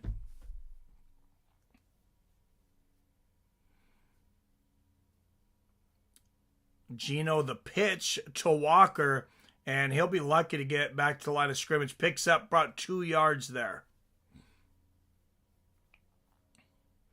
2nd and 8. And an update here on the Packers-Rams game. Packers score a touchdown to go up 24-13 in the third. That's been a tight game until now.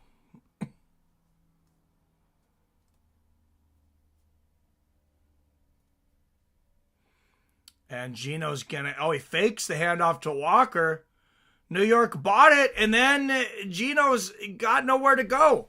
He doesn't pass the ball and barely gets past the line of scrimmage. That'll end the third quarter. And just a horrible play there for Seattle.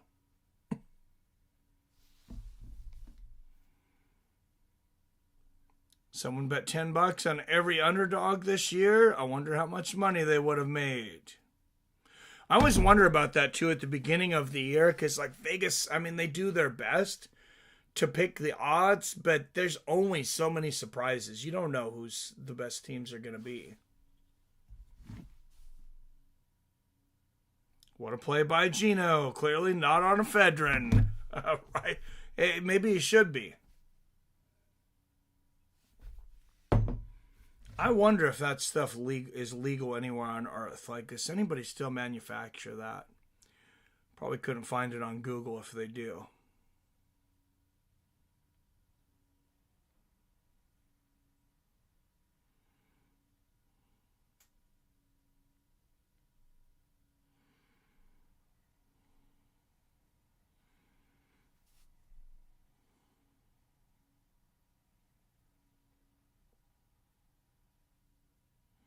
Oh, they banned it in Mexico in 2009? Jesus. Why do they hate us so much? Why can't they let us have our ephedrine?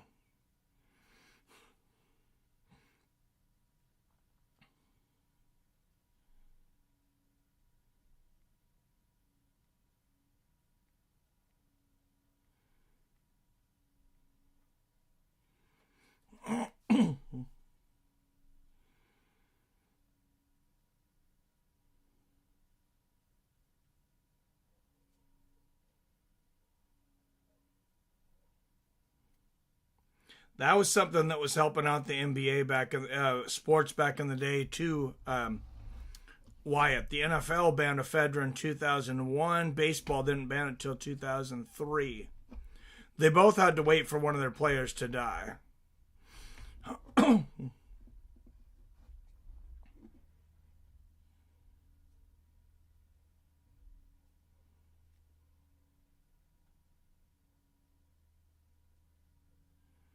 Apparently, it's still sold as an oral nasal decongestant in 8 milligram pills as a natural health product. Oh, I might have an N. My nose is feeling sniffly.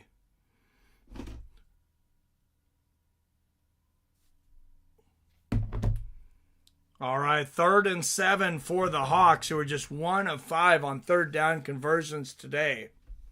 Start the fourth quarter.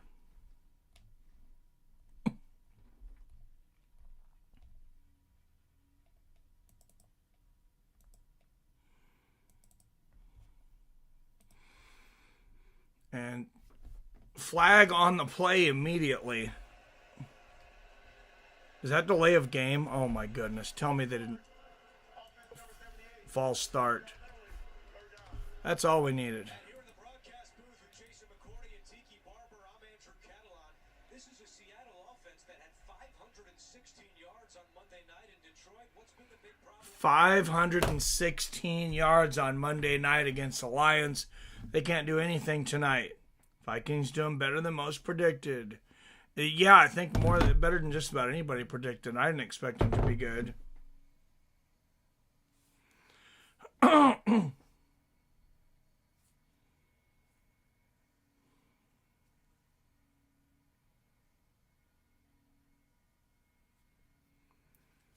Geno back under pressure. Got it. Slide for the first down. I think he got it. Oh, he slid half a yard short. No. 3rd and 12, and he runs 11 and a half yards.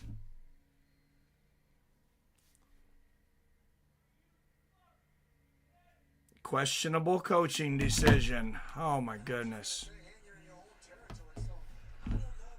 What is the problem?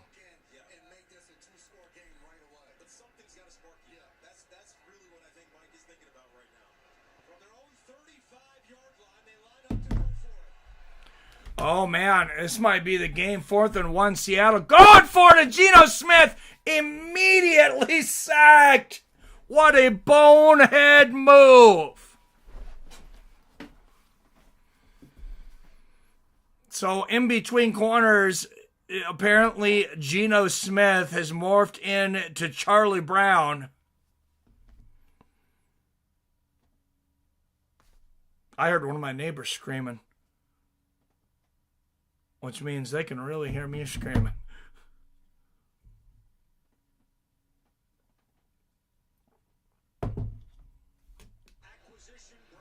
Oh, he grabbed the jersey on the top, though. Isn't that a horse collar?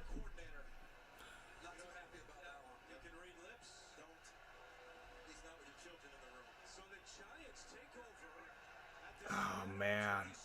Why would you go for it on that point of the field? Giants are 27 yards away from a damn touchdown. You fucking idiot. I didn't realize what point of the field we were on, Adam. That is more than a questionable coaching decision. That is one of the most boneheaded coaching decisions you're ever going to see. Who goes for it on 4th down with a whole quarter to go, 20 with the other team 20 yards out of the end zone? Oh, absolutely ridiculous.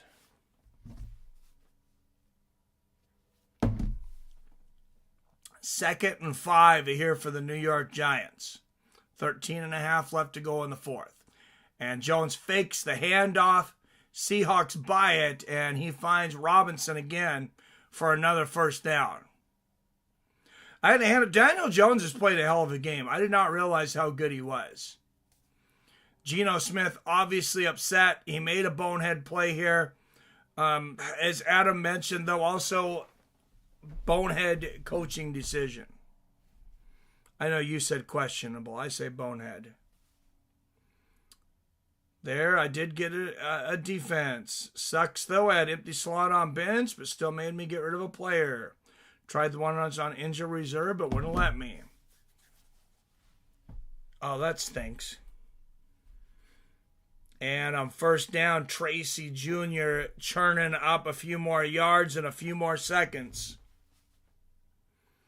Everyone claims Giants suck this year, but they continue to make opponents struggle. I mean, they're looking like they're going to win this game.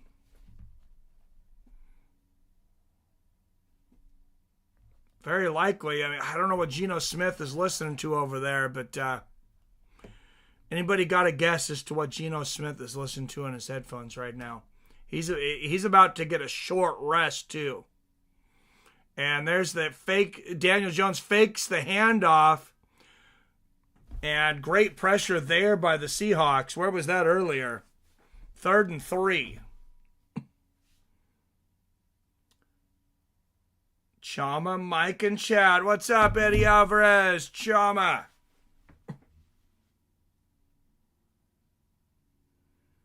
Yeah, and Daniel Jones has to throw that one away.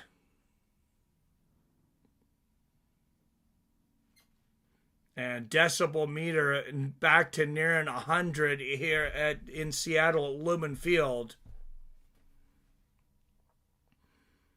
New York 3 for 5 on third down conversions today. Jones back, has time, swatted away. A huge play by number 17, Baker, and he bails out the bad coaching decision.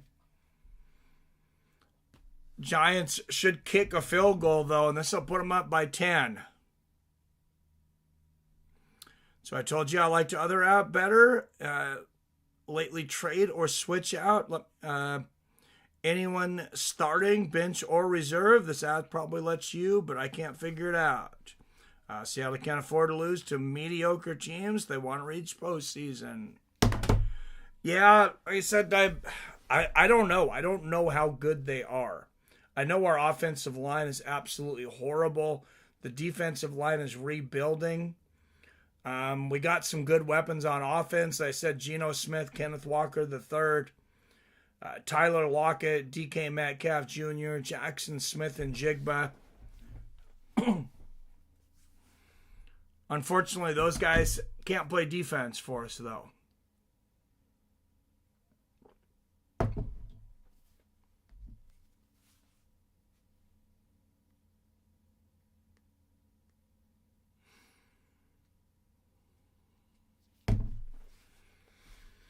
And, you know, I think I'm realizing what a lot of people's problems are with Geno. And sometimes maybe what my problems are is when he does make a mistake, and all quarterbacks do, he draws a lot of attention to himself. You can tell he doesn't just shake it off. Like, it really bothers him. I seen he went over there, immediately put some headphones on. I'm guessing he was listening to some kind of music. Hopefully he gets in the right frame of mind to get something done here. But yeah, as an NFL quarterback, I think you kind of got to be able to shake those mistakes off.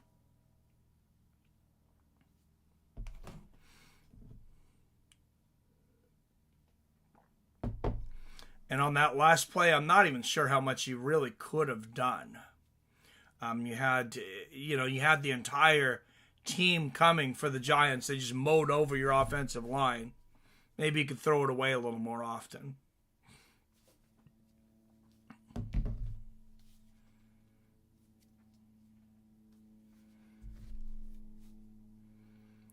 Mom just told me don't get too drunk. She wants me to go take pictures with my 80-year-old step-grandma. Seen her the day after I landed, but forgot pictures, so Mom is dragging me down there today. All right, listen to Mom, Robert. Limit yourself to 35 beers before I fly out tonight. Yeah. All right, Seahawks down by 10, under 12 minutes. Does Geno Smith have a comeback drive in him? And can the offensive line give him enough time to get something done?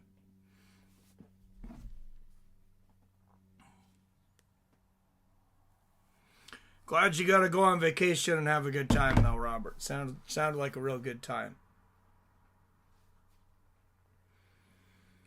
All right, New York will kick off to Seattle here. Seattle still seems to have a swagger here, which is kind of strange, but hopefully they can use that swagger to come back in this game. At least the special teams definitely seems to. And they're going to run it out of the end zone to the 20-25 to about the 28-yard line. So not a bad run back.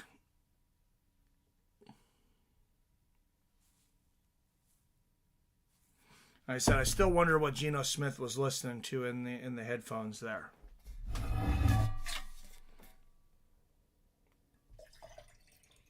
Maybe he was listening to some Taylor Swift, Shake It Off.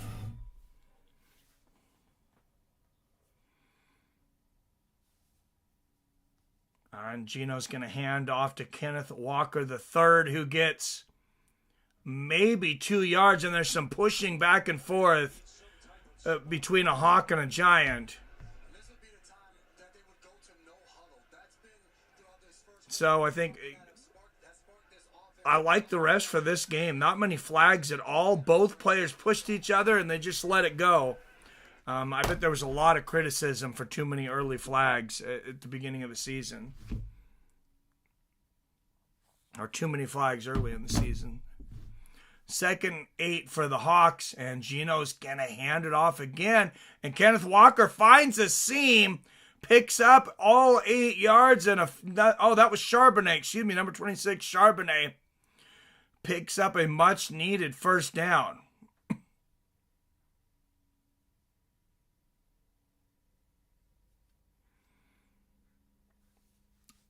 1st and 10 for Seattle. It seemed like they had been passing too much. They needed to mix it up here, and it seems to be working. Too late. Been drinking since 8 a.m. Plus, I had Bloody Mary at the restaurant for breakfast and a Michelada. Oh, my God. You're going to smell like a brewery, Robert. And Smith finds a receiver. That's Charbonnet over the middle for about 4 yards, 3-4 yards. Should be 2nd and 6.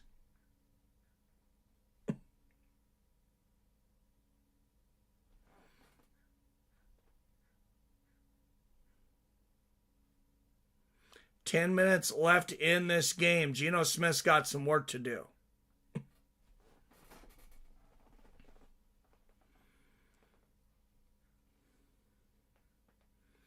Geno back, tipped at the line of scrimmage and almost intercepted. It'll go down as an incomplete pass, but that was a hell of a tip. It was a quick release. I thought, man, we might get a quick play here.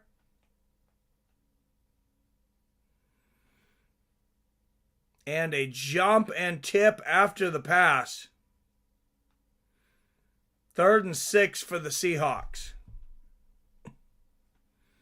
Man, that went from a first down to a 3rd and long. Smith back. Flag on the play. I'm going to assume that's defensive holding because defense got there very quickly.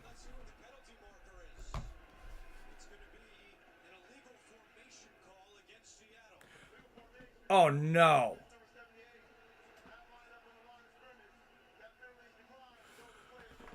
Well, don't use that illegal formation again. It obviously didn't work. I don't know that I've ever seen a quarterback get sacked so quickly. Geno Smith gets the snap, and all of a sudden he is surrounded by huge New York Giants. Dare I say giant New Yorkers. Why did the Hawks suck so much? I don't know, man. I'll blame it on a late game on the other side of the country last week. Does that work? Is that a valid excuse? I don't know. Jet lag. Yeah, they're horrible tonight.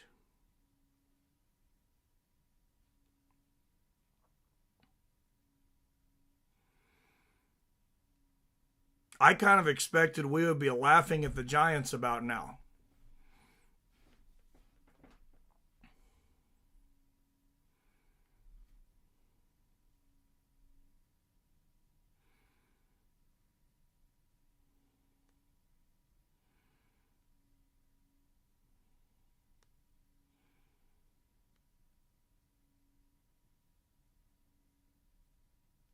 The Hawks play? Oh, they lost to the Lions last week. That's right. They were in Detroit. Yeah, flew to Detroit. A short turnaround week.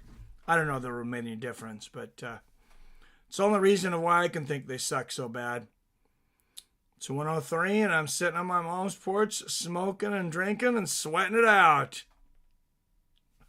Stop drinking, Robert. It's not going to get better. You're not going to get less drunk until you stop drinking. Jet lag, 2 teams played in England today. Oh, yeah, that's got to be horrible. 103, where the fuck are you, Rob? 103 degrees? Yeah, I just, are you in Reading? Giants played last Thursday, I think, for what it's worth. Oh, so they did have a long rest. This is like 11 days. I don't know that it's an excuse, but yeah, it is a rested Giants team and a less rested Seahawks team. I think we would have gotten the same result. Seahawks are just not performing. And I don't think jet lag makes you go for it on 4th down on the other team's 27-yard line. That was insane. Riverside County, Menifee, California. He's got to be in Reading. He's in Reading or he's lying. How close is Menifee to Reading, Robert?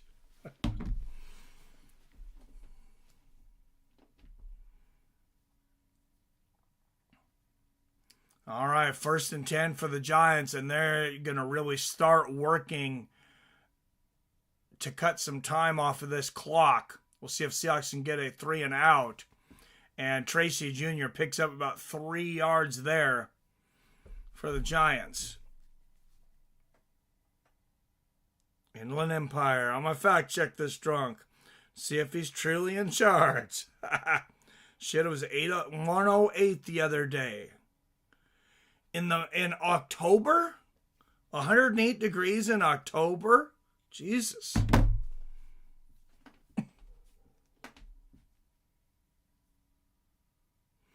Maybe global warming is real.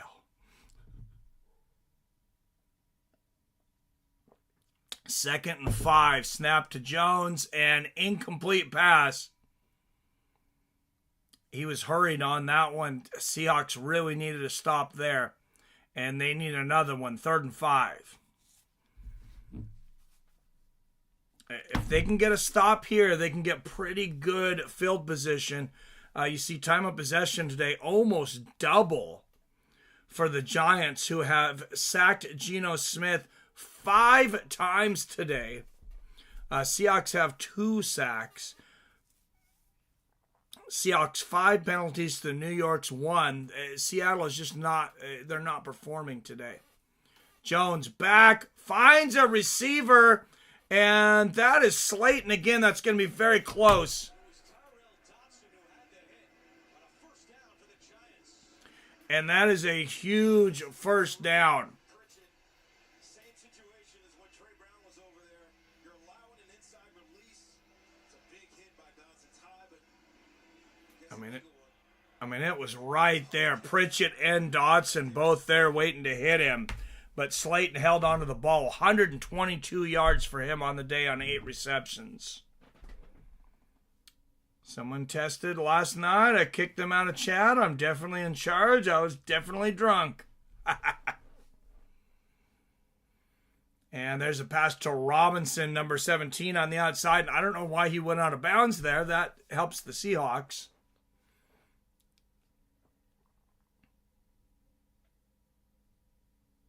"104, our drunk is still indeed in charge." Robert has been officially selected to be in charge for eternity. "Put me out in the world as long as I'm drunk and high, I will survive." Cheers, Phil. All right, 11 up in the chat. Thanks for joining us. Don't forget to hit that like and share button. And there's a handoff. Tracy Jr. down the middle again. Picks up maybe 2 yards. Looking like a 3rd and 5, 6 here for the New York Giants with 7:10 left in the game. Seattle Seahawks are going to really need to get on it. They need to stop here. 3rd and 4.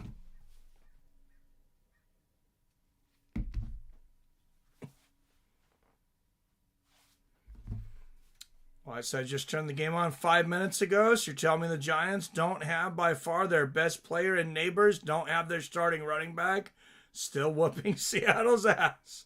Weak. Yes, all those things are true.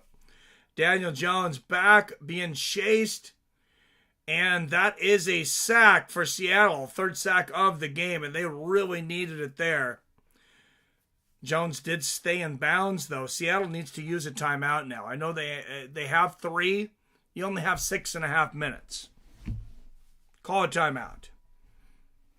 That UFCHD.com always pops up in chat. Tries to get us in trouble at the legal stream. Spam. Yep. I think it's a Russian bot. I think so, too. Hey, they actually forced them to punt. Oh, Jesus. But wait till you see where the punt goes.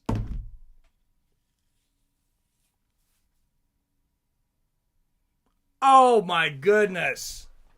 And the Giants down the punt on the 2-yard line. Talk about a lucky bounce. I don't think it's our night, Wyatt. Man.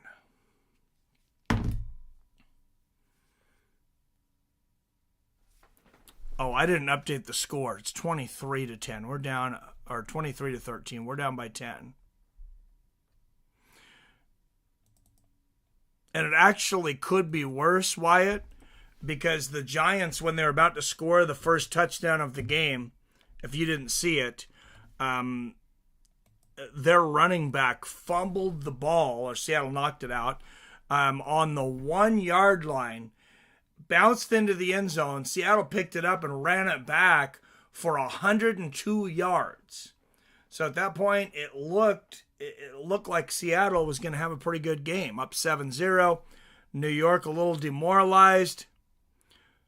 Olivia Lewis. DK's playing, not having a great game, though.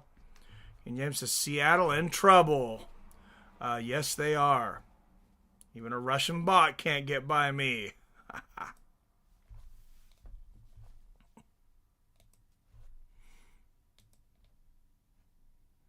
Seahawks 15-1 underdogs at the moment, and Giants 9.5-point favorites. Seahawks are getting the ball back down by 10, and the Giants are 9.5-point favorites.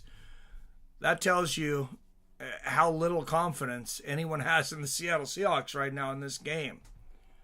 Wow.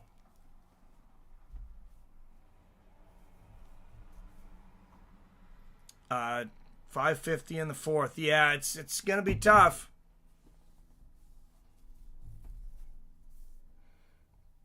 Total yards. They've been averaging 387 yards a game, ranked 5th in the NFL. Seattle is today just 198 total for passing and running.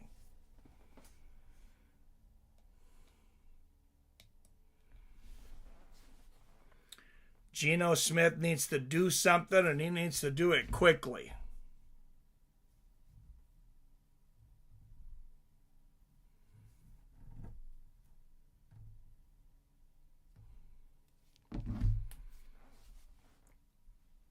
All right, 1st and 10, 5:53 with the Seahawks on the 2-yard line.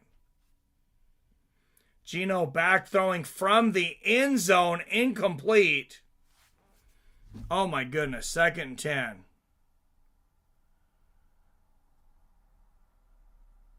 Next play is first on 1st down. Batted down once again. Oh man, this is sad. Into the Giants lineman. Yep. Oh, and Geno finds Metcalf. Metcalf bailing him out. Seattle to the 29-yard line. Very little time to work here though, and they need to start hurrying up. They need to start thinking about using some of those 3 timeouts. Great defensive play by New York to keep Metcalf in bounds. And there's a short pass over the middle for another 1st down to Kenneth Walker, and he fumbles the ball. And it appears that the Giants have it. Let's take another look. Clock's going to come in, deliver the blow. Puts his shoulder pad right on that ball. I'm going to see right there, that ball doesn't come out to the elbow. Okay, he's down. That was close. That was hard to tell in full speed. All right, so here we go. Seattle on the 38-yard line. Come on, hurry up, Geno. I don't know why he's letting the play clock run down. Geno back under pressure. Finds a receiver once again. That's Lockett. That's about an 8-yard gain for 2nd and 2. Most important thing is he got out of bounds. 4:45. Now, what you want to do is you want to score fast enough that you don't have to kick an onside kick. Because onside kick to me is generally like giving up. And a flag on the play. Looked like Seattle was set. Oh, no. So 2nd and 4 becomes 2nd and 9. Penalty this year on Charles Cross. But man, this shit gets funny. Oh, God. What did we do now? 6 penalties today for the Seahawks, just 1 for the Giants. They're all boneheaded plays. And Geno Smith throws it to Walker, picks up about 4 more. Maybe 5, or it looks like about 3rd and 3, 4. 4.5 minutes left in the game. 3rd and 2. Geno back and finds another receiver, number 87. That's the tight end Fant. 1st down Hawks. I can't believe you're so far ahead of me and I'm on Paramount Plus. Seahawks at midfield. They are running out of time though. 4 minutes left. Geno under pressure finds Metcalf, who's just about a foot short of the 1st down. Be 2nd and short here.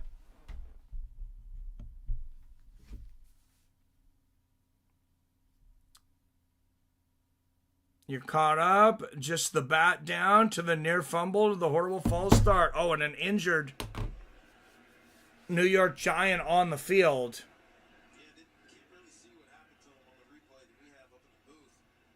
I didn't see anybody get injured. Let's see if they can figure out what happened on the replay. Thibodeau had 2 sacks in the loss against Seattle last year, and he is still down at midfield. We'll step aside and come right back. So an injury timeout for the New York Giants. That'll stop the clock at 3:49.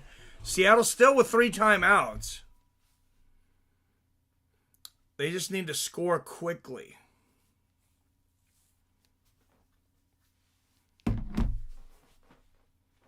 We need beast mode right now, Wyatt. He's too old, though.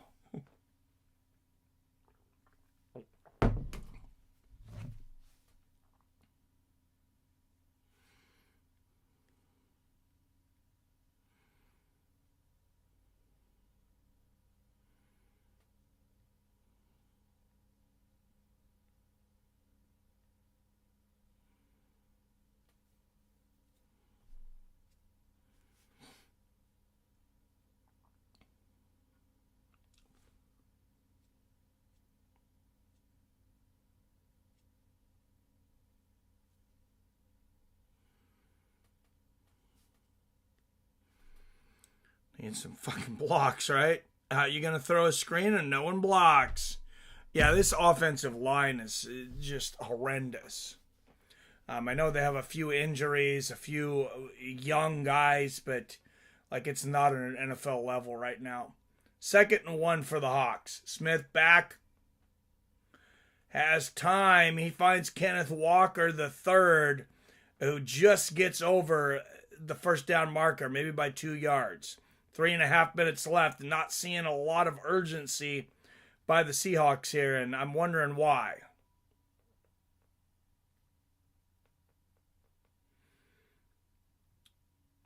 Geno back, finds a receiver, turns around and gets some more.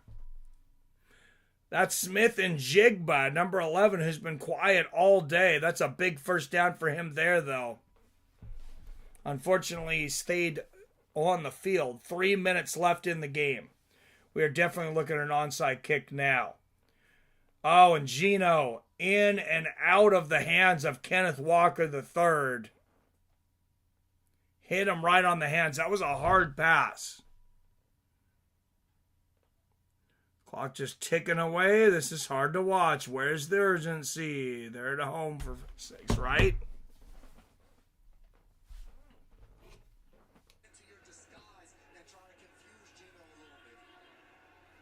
Yeah, this is weird that they are not more urgent. I know the clock stopped right now.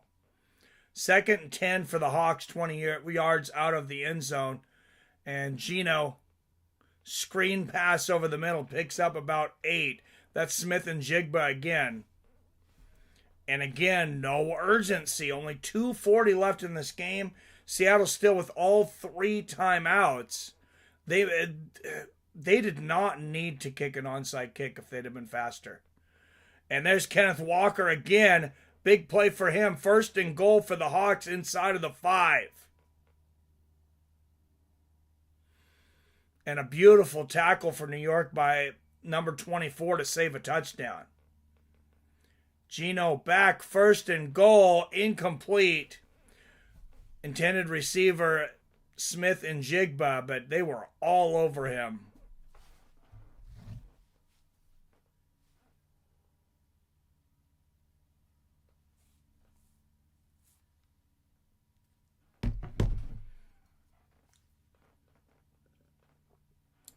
Geno Smith, 10 for 13, 95 yards this drive.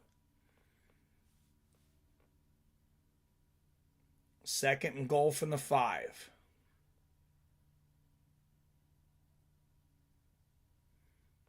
Geno back, has time in the back of the end zone. That's Smith and Jigba. Touchdown Seattle with 2:09 left. So that gets us within a field goal. Problem is, I think you need another minute. You might be able to punt and get a 3 and you got 3 timeouts. This is going to be tough. I just feel like an onside kick is kind of like giving up.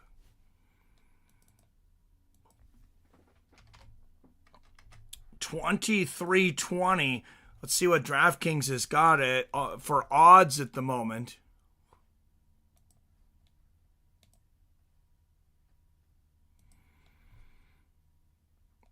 And they nailed the extra point. Flag on the play on the extra point, really?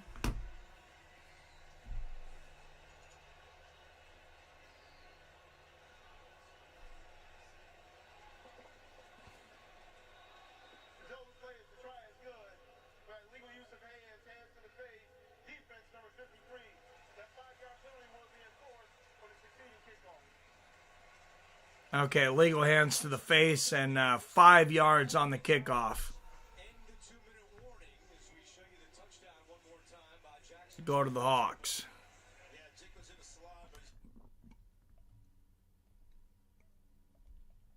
And no money line up right now for the Hawks and the Giants. The only line up is 2.5. Oh,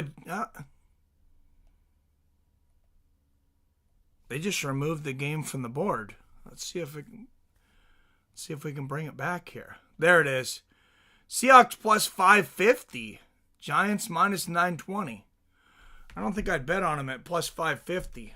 Just went to plus 575. People are like, give me that money. People are probably putting down 900 to win 100. So let me get this straight. Seattle's going to hope for a 3 and out and then have 60 seconds for a field goal. Geno at the head. Yeah, this is going to happen. Yeah, this would be... I can't believe that the Hawks are only a plus 575 underdog right now. This is one of those points where you'd almost think about putting down $900 to win 100 on the Giants. Those are the ones that backfire on me, though. I mean, would you kick an onside, though, Wyatt? I wouldn't personally. It's just a crappy situation they've got themselves into. There is the kickoff. And Seahawks down about the 22-yard line. So 2:05, so Seahawks have the 2-minute warning, and that's basically one timeout. They got 3 more. Defense needs to be on top of it. Yeah, so, I mean, they're good on timeouts, and I was telling them to burn them earlier. Maybe that wasn't the best decision, I guess, but I don't know. They also, I feel like they could have another minute left on the clock. All right, 1st and 10, a big play here. Seahawks stacking the line, and Giants are going to run. They pick up about 2, maybe 3. Tracy Jr., his momentum, I think, carried him about an extra yard. And there is the 2-minute warning in Seattle.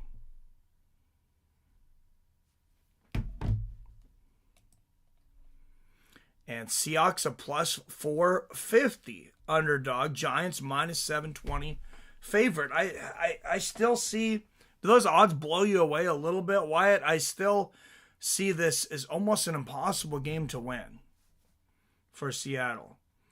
You know what I would have done, Mike? I wouldn't have taken 4.5 minutes to slowly down the field on their last drive. Maybe you throw a pick, but have some urgency. Move the ball. Basically too late now. That was dumb AF. Yeah. And that's what I'm saying. Now the Giants are minus 620 favorites. Plus 400 on the Hawks.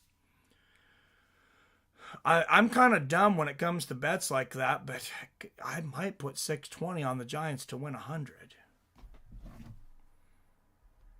Or I might just put 100 on them to win 15 or 18 or whatever that is.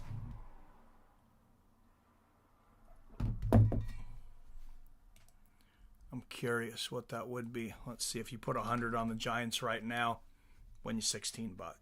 Okay. What about 150?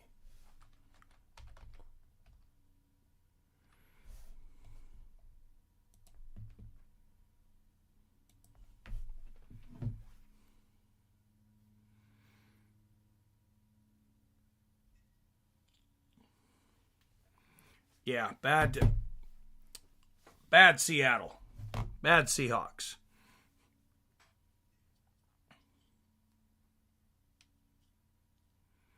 Certainly not. If they get a 3 and out, though, honestly, they have plenty of time still.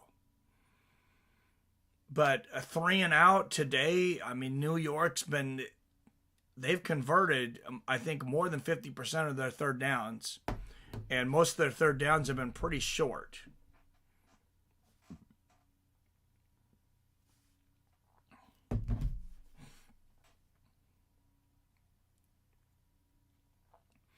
You pretty much got to play a perfect game here.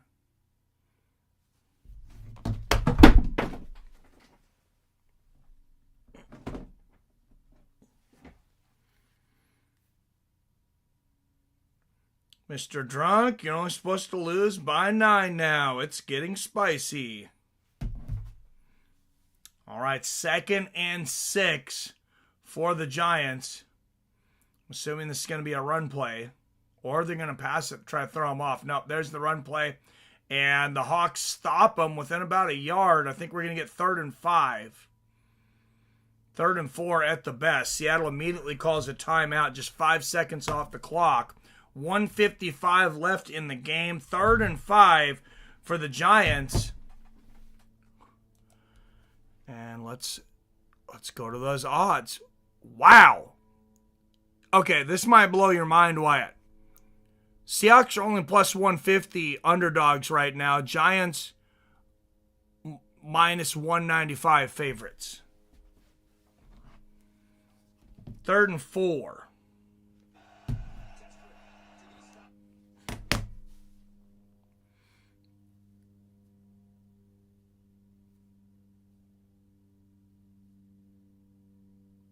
Third and 4 for the New York Giants. 1:55 left. Seattle needs a stop.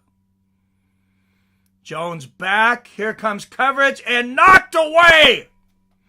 Intended receiver was Slayton. Number 28, Pritchett, was there. Knocks the ball away.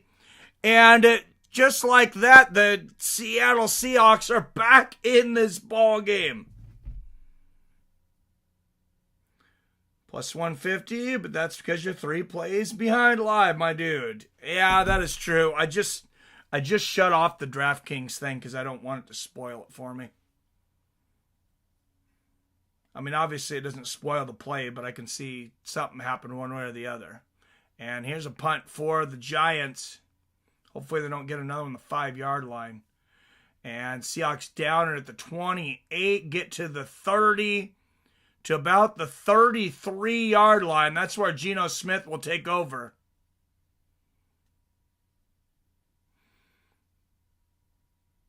So Seahawks have the best kicker in the game. I mean, this is a guy that can hit 60-yarders. I think he's hit a 64 this year. And it probably would have been good from 70. He's got a leg.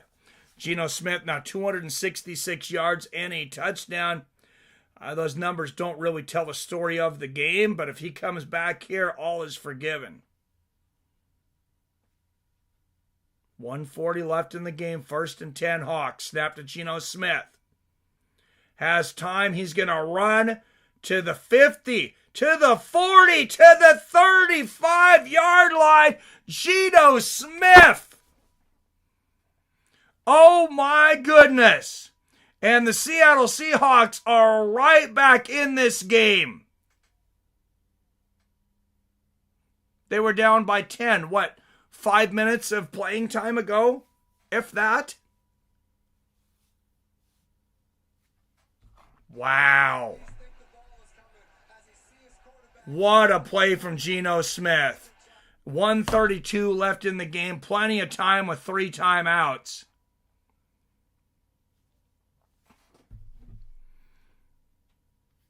Best kicker in the game. After a huge play by Geno, great awareness to see everybody's back turn. Giants in man coverage, you get up and you just take too much time trying to get into the perfect play.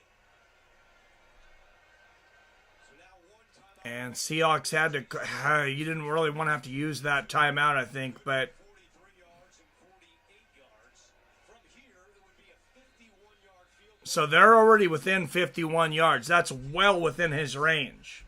You're probably very confident if you're running Grub, the opposite point. So we could certainly be going to overtime. A touchdown and not have this thing going to overtime. Pass interception in the end zone. Thoughts? Oh, God. Oh, you didn't just see that and spoil it for me, did you? Damn it. Geno Smith back. Finds a receiver. That's 87 Fant. The tight end actually picks up about 6 yards there. 2nd and 4. They want a shot at the end zone. Geno back, pressure coming. Up in the air. Almost caught. And Tyler Lockett calling for pass interference, but he's not going to get it. 3rd and 4.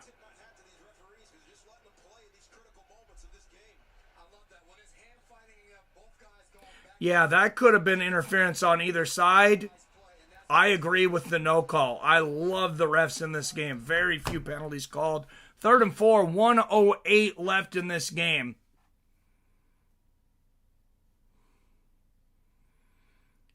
Geno back, finds, knocked away. Intended receiver was Jackson Smith and Jigba. 4th and 4, so the Seahawks will kick a field goal, but they left a lot of time on the pass interference, not interception. Want to know what you think? Lockett play. I thought it was fine, actually. I wouldn't have called anything. If anything, Lockett was hand playing just as much as the defense. All right, Jason Myers, he's made a 43 and a 48 today. This is a 47. I expect New York will call a timeout and ice him. They do not. It's blocked, and the New York Giants have the ball. And they're going to run it all the way to the end zone. Oh, my goodness. What an end to this ball game. And look at the face on the Seahawks crowd. Like, they can't even get upset. It's just so shocking. Jason Myers never misses a field goal.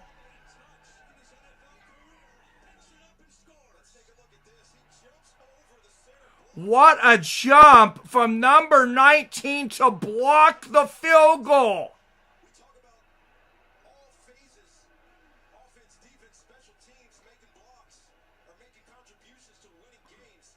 Wow, and number 88. I mean, give credit to 19 for the block, but give credit to 88 who comes along the side and is following the play and is right there to grab the ball and take it into the end zone. Wow, perfect ending for this shit show. This is my kind of game. Hey, that was fun. I'm upset we lost.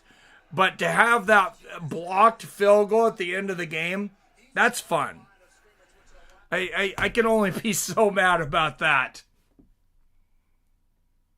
Just a beautiful play by number 18.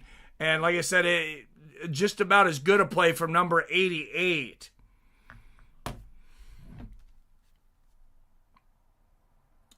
Lost? It ain't over yet.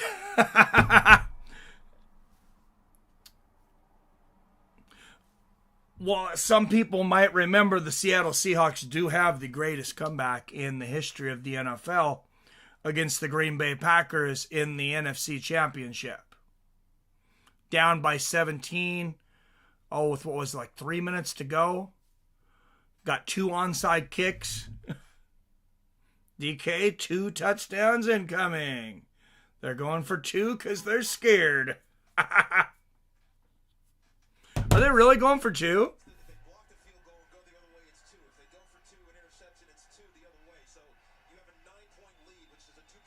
Oh, yeah, because you only get... No, you get the whole touchdown. That's right. If you block an extra point, it's only worth 2. But you block a field goal. Really, the Giants should not have scored there. They should have gone down, which is what Devin Singletary did in the Cleveland win. Bryce Ford Wheaton wasn't thinking that way. Good observation by the commentator saying that New York actually shouldn't have scored there. This might be my only chance at the touchdown. I'll go ahead and take the 6. But to your point, Andrew, yes, we used to talk about it as downtime, where you know if you make a play, we go down because time is on our side and we can run out the clock.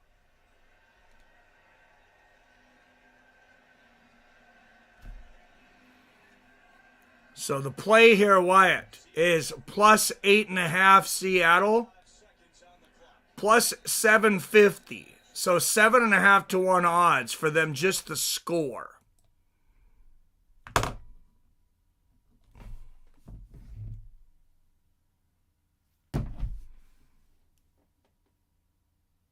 And the kickoff from the Giants, that's a touchback.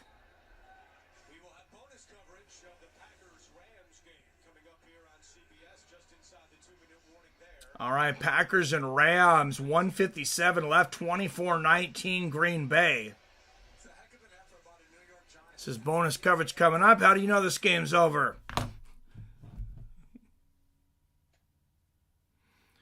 Gust of wind took that boy out. Oh, I missed that. All right, 1st and 10 from the 30, 55 seconds. Geno Smith going for the second greatest comeback of all time. The snap, here comes the pressure, and oh my goodness, he's down. The Giants defense, they now have 6 sacks today.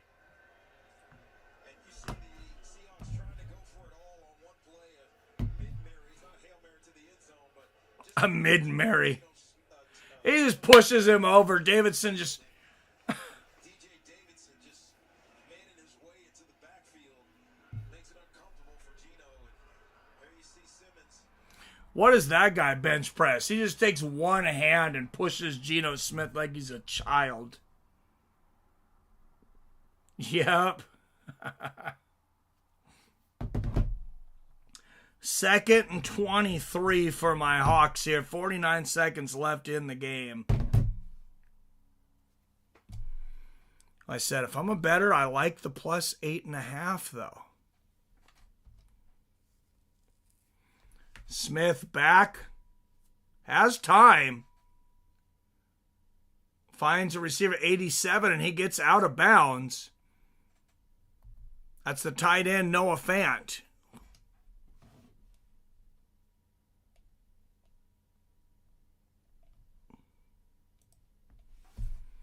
And it'll be 3rd and 11 here for Seattle at 41 seconds left.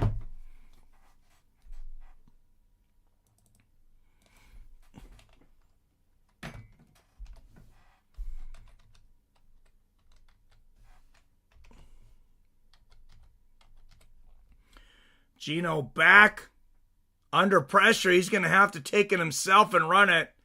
And gets about 2 yards away from the first down. So 4th down. Downs don't matter right now. But Seattle, are they out of timeouts? I thought they had one more. All right, 4th and 2 with 20 seconds left. This game is obviously over now. And Geno will take a sack to put this game out of its misery. Put the Hawks out of their misery. What a wild game.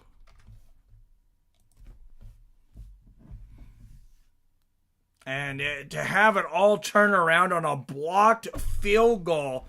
I mean, I think this game was going to OT. This game is as good as that Miami game. Roll the credits. Your Miami won today. How is that even possible? Who are they playing? The Washington Cougars? The college team? Oh, Arizona defeated San Francisco 24-23.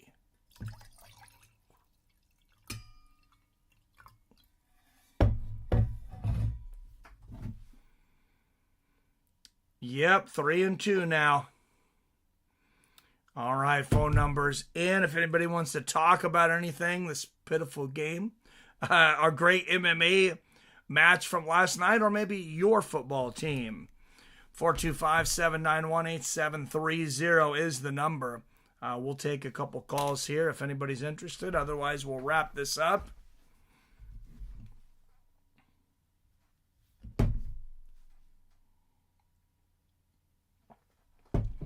And actually, we're going to go to the Green Bay game here real quick, though. Green Bay up 24-19 against the Rams. 1:33 left in this game. Rams with the ball. 2nd and 5 on the 40. So this game is certainly not over.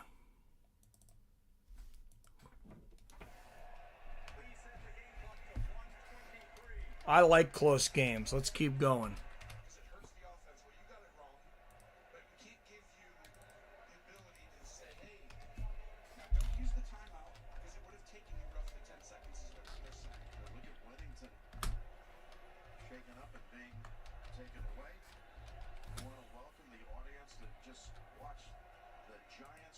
Injury timeout. Bengals Ravens just played one of NFL's greatest games. Did you watch any of that, James? I didn't. I just seen the score popping up. I would have thought Green Bay would beat the Rams by 20. Such an unpredictable sport. Absolutely. All right, 2nd and 5 for the Rams. 1:15 in this game. And the Pack with the sack. And that's going to make for a big 3rd and long. That is a huge play for Green Bay. Green Bay 2 and 2. The Rams 1 and 3 this season. 3rd and 12. And I think you can kind of think you can kind of sum up the Rams season on that play right there. Most beautiful stadium in the world right there. Most expensive too. Pretty sure it's worth $6 billion. Really? Just watch 30-minute game highlight. Nice. I like that condensed version of the games they put on YouTube. I watched the Seahawks last week because I missed the Monday night game, and I think it was like 15 minutes compressed or something. I just got up when I woke up from work, grabbed some coffee, and watched that. That's the way to watch it if you don't have time. It's absolutely gorgeous. Oh, well, it definitely is. And a big play there for the Rams, but they're unable to get the first. They're going to have to go for it on 4th down here. They did get out of bounds and stop the clock. 1:05 left in the game. Matthew Stafford, 45 career game-winning drives, 7th most in NFL history. Wouldn't be surprised if Vikings finish ahead of Green Bay and Detroit. Looks like they may. 4th and 5, Matthew Stafford with the ball for the Rams. Stafford back under pressure. Tipped. Is there a flag? And there is no flag, and that will be the end of the game. The Green Bay Packers. I was saying, hold on. Is there a challenge? I don't think you can challenge a penalty.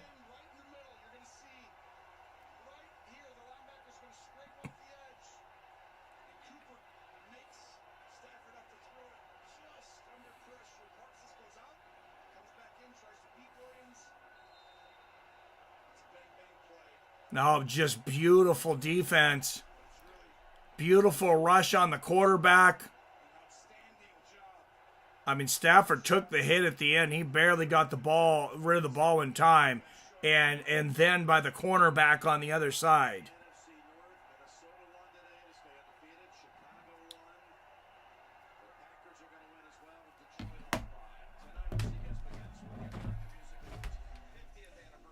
Yeah, certainly an unpredictable game.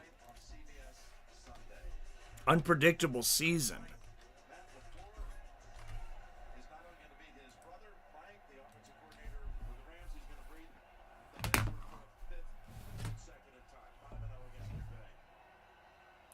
Rams have been devastated by injuries. I haven't kept much track of the Rams, but I know there's been a lot of early injuries in the league.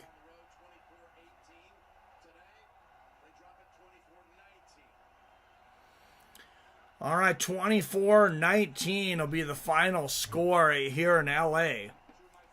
Packers defeat the LA Rams.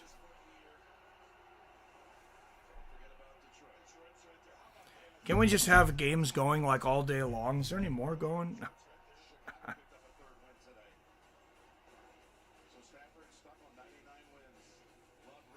Oh, Stafford was going for his 100th win of his career.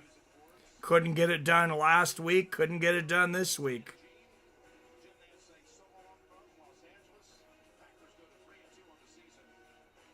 There is one on Fox. Niners and Cardinals, 23-21.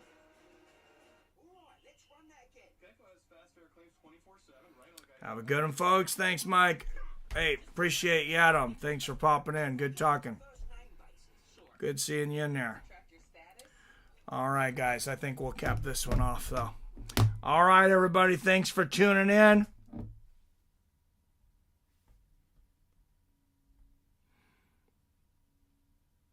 Oh, that is a beautiful stadium.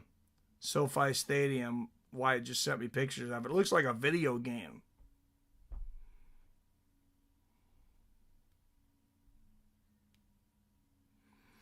All right, guys. As always, I love you. I respect you. And I'll see your fine asses next time.